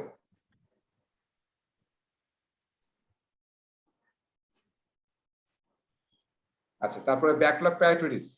ব্যাকলগ প্রায়োরিটিস কি করবে? এটাও টিম। প্রোডাক্ট ওনার প্রায়োরিটাইজ করবে, প্রোডাক্ট ওনার, কারণ সে জানে ভ্যালুটা কি। অ্যাজাইল কোচিং কে করাবে? Scrum master. Scrum master. Coordination of work কে করবে? Scrum master. মাস্টার। টিম করবে। টিম করবে, কিন্তু team agile team self organize এবং সেলফ ম্যানেজ নিজেরা কিন্তু কোঅর্ডিনেট করবে, এটা মনে রাখতে হবে। ডেফিনেশন অফ ডান এটা কে করবে? Definition of done master. Product owner. Product owner. এটা সবাই করবে আসলে, সবাই মিলে এগ্রি করতে হবে। ঠিক আছে, যে ডেফিনেশন অফ ডান বলতে কি বোঝায়, কারণ আমি যদি শুধু টিম সেট করে তাহলে তো প্রোডাক্ট ওনার মানবে না, যেটা তো হয় নাই। আমি তো আরো চাইছি যেগুলো একটু ক্রাইটেরিয়া মিট করে নাই। সো এভরিওয়ান শুড এগ্রি আপনি, ইভেন কাস্টমারও থাকতে পারে। কাস্টমার এখানে বলছে না কেন, কারণ প্রোডাক্ট ওনার আসলে কাস্টমার রিপ্রেজেন্টেটিভ। প্রসেস অ্যাডহারেন্স কার দায়িত্ব? Scrum master. Scrum master. Technical decision কে নেবে? টিম। প্রোডাক্ট ওনার। টেকনিক্যাল সবাই নিবে স্যার, স্যার সবাই নিবে। টিম নিবে। প্রোডাক্ট ওনার। টিম। হ্যাঁ, টেকনিক্যাল সমস্ত ডিসিশন সে নেবে। আমি কিভাবে করব, কি করব, সব আমার ডিসিশন, আমার টিমের। টিমটা তো সেলফ অলরেডি আমরা কি বলেছি, ক্রস ফাংশনাল এবং জেনারেলাইজিং স্পেশালিস্ট। ঠিক আছে, স্প্রিন্ট প্ল্যানিং কে করবে? কারা কারা করবে? টিম। সবাই সবাই টিম। সবাই করবে। সবাই ঠিক আছে, সবাই করবে। অলরাইট, ওকে, লাস্ট স্লাইড। লাস্ট মানে এক্সট্রিম প্রোগ্রামিং নিয়ে আমরা একটু কথা বলি, তারপরে বোধহয় আমাদের শেষ হয়ে যাবে। আচ্ছা, এক্সট্রিম প্রোগ্রামিং আমি বলেছিলাম যেটা আসলে একটা engineering practice, software engineering practice, এবং এটা যখন অ্যাজাইলের ম্যানিফেস্টো তৈরি করা হয় ওখানে যে কেন ব্যাক উনিও কিন্তু ছিলেন। ঠিক আছে, এবং ওই সময় পর্যন্ত সফটওয়্যারে এক্সট্রিম প্রোগ্রামিং খুব বেশি ইউজ হতো, এখনো ইউজ হয়। মানে এটা আসলে ওয়ান অফ দ্য মানে বেস্ট ইঞ্জিনিয়ারিং প্র্যাকটিস যারা সফটওয়্যার ফার্ম ইউজ করে সবাই, এবং এটা তৈরি করেছেন কেন ব্যাক। সো এক্সট্রিম প্রোগ্রামিং কে আসলে এক্সপি বলা হয় সংক্ষেপে, এখান থেকে এক্সট্রা নেওয়া হয়েছে, আর পি হচ্ছে প্রোগ্রামিং। এবং এটা আমরা বুঝতেছি এটা কিন্তু একদম সফটওয়্যারের জিনিস, এটা কিন্তু অন্য জায়গার জিনিস না। কিন্তু এখানকার কিছু প্রিন্সিপাল বা চিন্তা ভাবনা আমরা আসলে ইউজ করতে পারি, আমাদের যে কোনো প্রজেক্ট ইউজ করতে পারি। সেজন্য পরীক্ষায় কিন্তু আসবে কিছু জিনিস এখান থেকে। একটা হচ্ছে যে আমরা যেমন স্ক্রামে দেখেছিলাম কিছু ভ্যালুজ আছে, তেমনি এক্সপি টিমও তারা 5টা ভ্যালুজ ইউজ করে, ডিফারেন্ট ভ্যালুজ। তার মধ্যে কিছু মিল আছে, দেখেন কারেজ আর রেসপেক্ট স্ক্রামও ছিল। সিম্পলিসিটি আমরা প্রিন্সিপাল একটা ছিল, তাই না, অ্যাজাইলে সিম্পলিসিটি। আর কমিউনিকেশন ফিডব্যাক, এটা আসলে অ্যাজাইলের একটা practice, feedback, face to face communication. রোলগুলো চিন্তা এখানে দেখেন, এখানে রোলগুলো একটু ডিফারেন্ট। কোচ কাস্টমারকে ইনভলভ করা হচ্ছে। আমাদের খেয়াল করছি অ্যাজাইলের যে ভ্যালুজ বা প্রিন্সিপাল, সেখানে কিন্তু অনেক জায়গায় কাস্টমারের কথাটা আছে। আমাদের চিন্তা ভাবনা আসলে দেখা যায় কাস্টমারকে আমরা দূরে রাখি, কোথা থেকে ফান্ড আসবে, কোথা থেকে কি আসবে, এটা নিয়ে আমাদের মেইন চিন্তা ভাবনা। কিন্তু কাস্টমার যদি জিনিসটাকে ইউজ না করে তাতে আসলে কোনো ভ্যালু ক্রিয়েট হবে না, বেনিফিট আসবে না। কাস্টমার, তারপরে প্রোগ্রামার, টেস্টার্স, এগুলো হচ্ছে 4টা এক্সপি রোল। আর এসপি 13টা প্র্যাকটিস আছে বা প্রিন্সিপাল আছে। এই কয়েকটা জিনিসের মধ্যে আমরা কয়েকটা জিনিস দেখব। একটা হচ্ছে হোল টিম, মানে পুরা টিম যাতে সবকিছু রেসপন্সিবিলিটি নেয়, ওই যেটা আমরা বলছিলাম সেলফ অর্গানাইজ, সেলফ ম্যানেজমেন্ট। তারপরে প্ল্যানিং গেমস, আমরা যে একটু আগে পুতুলের একটা খেলা টাইপ খেললাম না, রিলেটিভ এস্টিমেশন এবং অ্যাবসলিউট এস্টিমেশন। হ্যাঁ, এইভাবে আমরা একটা, এটা আমি এখন করি নাই, সেটাকে বলে প্ল্যানিং পোকার গেম, যেটা খেলে আসলে স্টোরি পয়েন্ট ডিসাইড করা হয়, পুরো টিম মিলে করে। সেই প্ল্যানিং পোকারটা আমরা পরে করবো যখন ওই টপিক পড়াবো। সেটাও আসছে এক্সপি থেকে, এটা কিন্তু আমাদের পড়তে হবে, আমরা পড়বো। ছোট ছোট স্মল রিলিজ, মানে ছোট ছোট ইনক্রিমেন্ট আমরা কাস্টমারকে ডেলিভারি দেবো, যাতে অ্যাজ পসিবল ডেলিভারি দিতে পারি। টেস্ট করবো আমরা কালেকটিভ কোড ওনারশিপ, মানে সবাই যাতে জিনিসটা ওন করি। তারপরে স্ট্যান্ডার্ড যাতে ফলো করি। সাস্টেনেবল পেস, এটা কি ছিল এজেলে? সাস্টেনেবল পেস মনে আছে? একটা প্রিন্সিপাল ছিল, সাস্টেনেবল পেসে ডেলিভারি দিতে হবে। এবং এটাকে আমরা ক্যাডেন্স বলি। ক্যাডেন্স মানে কি? ক্যাডেন্স অফ ডেলিভারি, মানে রিদম অফ ডেলিভারি, যাতে একদম রিদমটা ঠিক থাকে আমাদের। মেটাফোর, মেটাফোর নিয়ে আমরা আলোচনা দেখব। মেটাফোর, মেটাফোর মানে কি? উপমা বা রূপকথা আমরা ইউজ করি, তাই না? মেটাফোর ইউজ করি আমরা। সো মেটাফোর মানে হচ্ছে যে যখন আমরা কাস্টমারের সাথে, এই যে কাস্টমার কিন্তু আমার সাথে ইনভলভ হয়ে কাজ করবে। কাস্টমার কি টেকনিক্যাল কথাবার্তা বোঝে? হাই টেকনিক্যাল যদি কথা বলেন, কাস্টমার তো কিছু বুঝবে না। আমরা যখন টেকনিক্যাল লোকজন কাস্টমারের সাথে কথা বলি, তখন এমন ভাবে মেটাফোর ইউজ করা উচিত যাতে কাস্টমার ইজিলি বুঝতে পারে। যেমন আপনি ধরেন বলতেছেন যে আমরা অ্যাক্সেস কন্ট্রোল সিস্টেম ইউজ করব, যেখানে ফেস রিকগনাইজ হবে। ঠিক আছে, ফেস সামনে নিয়ে আসলে ফেসটা রিকগনাইজ হবে, এবং রিকগনাইজ হলে দরজাটা খুলে যাবে। এইটা যদি আপনি কাস্টমারকে বোঝানোর চেষ্টা করেন নট টেকনিক্যাল ভাষায়, তাহলে কি বলবেন? যে একজন যেমন গার্ড থাকে এখন, তাই না? গার্ড সবার কার্ড দেখে দেখে বা ছবি দেখে বলে হ্যাঁ উনি আমার অফিসে ঢুকতে পারে, সেরকম কিন্তু উপকথা আমরা বলতে পারি। সে আসলে গার্ডের মতো কাজ করবে, কিন্তু এটা পুরোটাই মানে টেকনোলজি ইউজ করে হবে। তারপরে কন্টিনিউয়াস ইন্টিগ্রেশন, ভেরি ইম্পর্টেন্ট। মানে আমরা বলতেছি যে প্রতি ইটারেশন পর ইনক্রিমেন্ট করব। এখন এটা যদি ইনক্রিমেন্ট করার পর আগেরটার সাথে যদি কন্টিনিউয়াসলি ইন্টিগ্রেট করা না যায়, তাই তো সব ফেল করবে। সো এটা এনশিওর করতে হবে যে আমি যে পরের পার্টটা নিয়ে সেখানে অ্যাড করছি, যাতে এটা আসলে ম্যাচ করে। তারপরে রিফ্যাক্টরিং, এই আচ্ছা টেস্ট ড্রিভেন ডেভেলপমেন্ট, এটা একটা চমৎকার জিনিস। সেটা হচ্ছে যে আমরা যখন কোনো জিনিস ডেভেলপ করি, টেস্ট কখন করি? আমরা ডেভেলপ করার আগে করি না পরে করি? নরমালি পরে করা হয়। নরমালি পরে করা হয়। এক্সপি আসলে প্রথমে এই আইডিয়াটা নিয়ে আসে, যেটাকে বলা হয় test first development, TFD, test first development. তার মানে আমরা ডেভেলপমেন্ট কোনো কিছু তৈরি করার আগে আমরা আগে টেস্ট কেস তৈরি করব, এবং টেস্ট কেসটাকে স্যাটিসফাই করে আমরা প্রোডাক্ট তৈরি করব। হ্যাঁ, সেটা একটা উল্টা চিন্তা। সো এটাও খুবই ইন্টারেস্টিং একটা মুভ আর কি। পুরো সফটওয়্যার এখন এইভাবে কাজ করে। আগে আমরা টেস্ট লিখি, টেস্ট কেস লিখি, সেটাকে স্যাটিসফাই করে আমরা টেস্ট কোড লিখি। সো এটা যদি আমরা নরমাল ইঞ্জিনিয়ার প্রজেক্ট ইউজ করতে চাই, তার মানে কি? টেস্ট মানে কি আসলে? Acceptance criteria. তাহলে কাস্টমার কি কি অ্যাকসেপ্ট করবে সেটা যদি আমরা আগে আইডেন্টিফাই করি, তাহলে এটাকে হেল্প হবে না খারাপ হবে? ভালো হবে। হেল্পই হবে, ভালোই হবে আমাদের জন্য।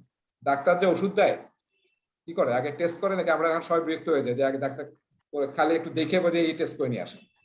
এই যে দেখেন, this is also good idea, যে আমরা টেস্ট করলে না আসলে আমি আসলে ভালো মতো বলতে পারবো যে আসলে কি হচ্ছে বা কি ওষুধ দেবো। তো এটা হচ্ছে টেস্ট ড্রিভেন ডেভেলপমেন্ট।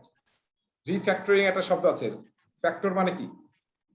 রিফ্যাক্টর করছি আমরা, তার মানে আমরা কোন একটা জিনিস যে বিহেভ করে, সেই বিহেভটা বা আউটপুটটা ঠিক থাকবে, কিন্তু ভিতরে আমরা আরো ইমপ্রুভমেন্ট করার চেষ্টা করি। সেটাকে বলা হয় রিফ্যাক্টরিং।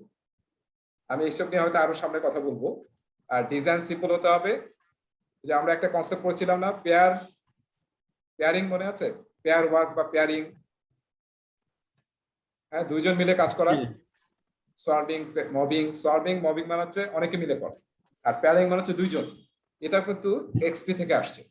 এক্সপি তে একটা পিসি থাকে, সেই পিসিতে দুইজন কাজ করে। কিবোর্ড একটাই, একজন যখন কোড লেখে আর একজন তখন শুধু বসে তাকে মানে দুজন শেয়ার করে আর কি, যে এটা এইভাবে করা উচিত, ওটা এইভাবে করা উচিত। তো একজন থাকে ড্রাইভার আর কি, আরেকজন থাকে প্যাসেঞ্জার টাইপ আর কি। আবার আধা ঘন্টা পরে সে চলে যায় প্যাসেঞ্জার সিটে আর এর চলে আসে ড্রাইভিং সিটে। সো এটা কিন্তু এসপি থেকে আসছে, এটাকে বলা হয় পেয়ার প্রোগ্রামিং, যেটা আমরা নর্মালি বলি পেয়ার ওয়ার্কিং, একসাথে দুজন মিলে কাজ করি। To head is better then one. আমরা আসলে দেখা যায় এটাতে আসলে ভালো আউটপুট আসে, বেটার কোয়ালিটি আউটপুট আসে।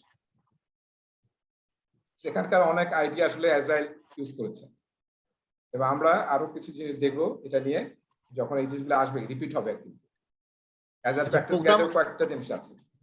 শহীদ, প্রোগ্রামাররা এখানে মূল ভূমিকা কি? প্রোগ্রামারদের প্রোগ্রামার তো সব কাজই করতেছে, কোডিং মানে এগুলো সব কাজ হচ্ছে এই যে কোডিং করা, সফটওয়্যার বেসড। হ্যাঁ তার মানে কি প্রোগ্রামাররা কি টিমের লোক? হ্যাঁ হ্যাঁ, মানে এখানে তারাই তো আসলে- প্রোগ্রামার মানে তারা টিম, তারা আসলে মেইন টিম। এখানে টিম হচ্ছে এটাই। মেইন দুইটা, প্রোগ্রামার্স এবং টেস্টার।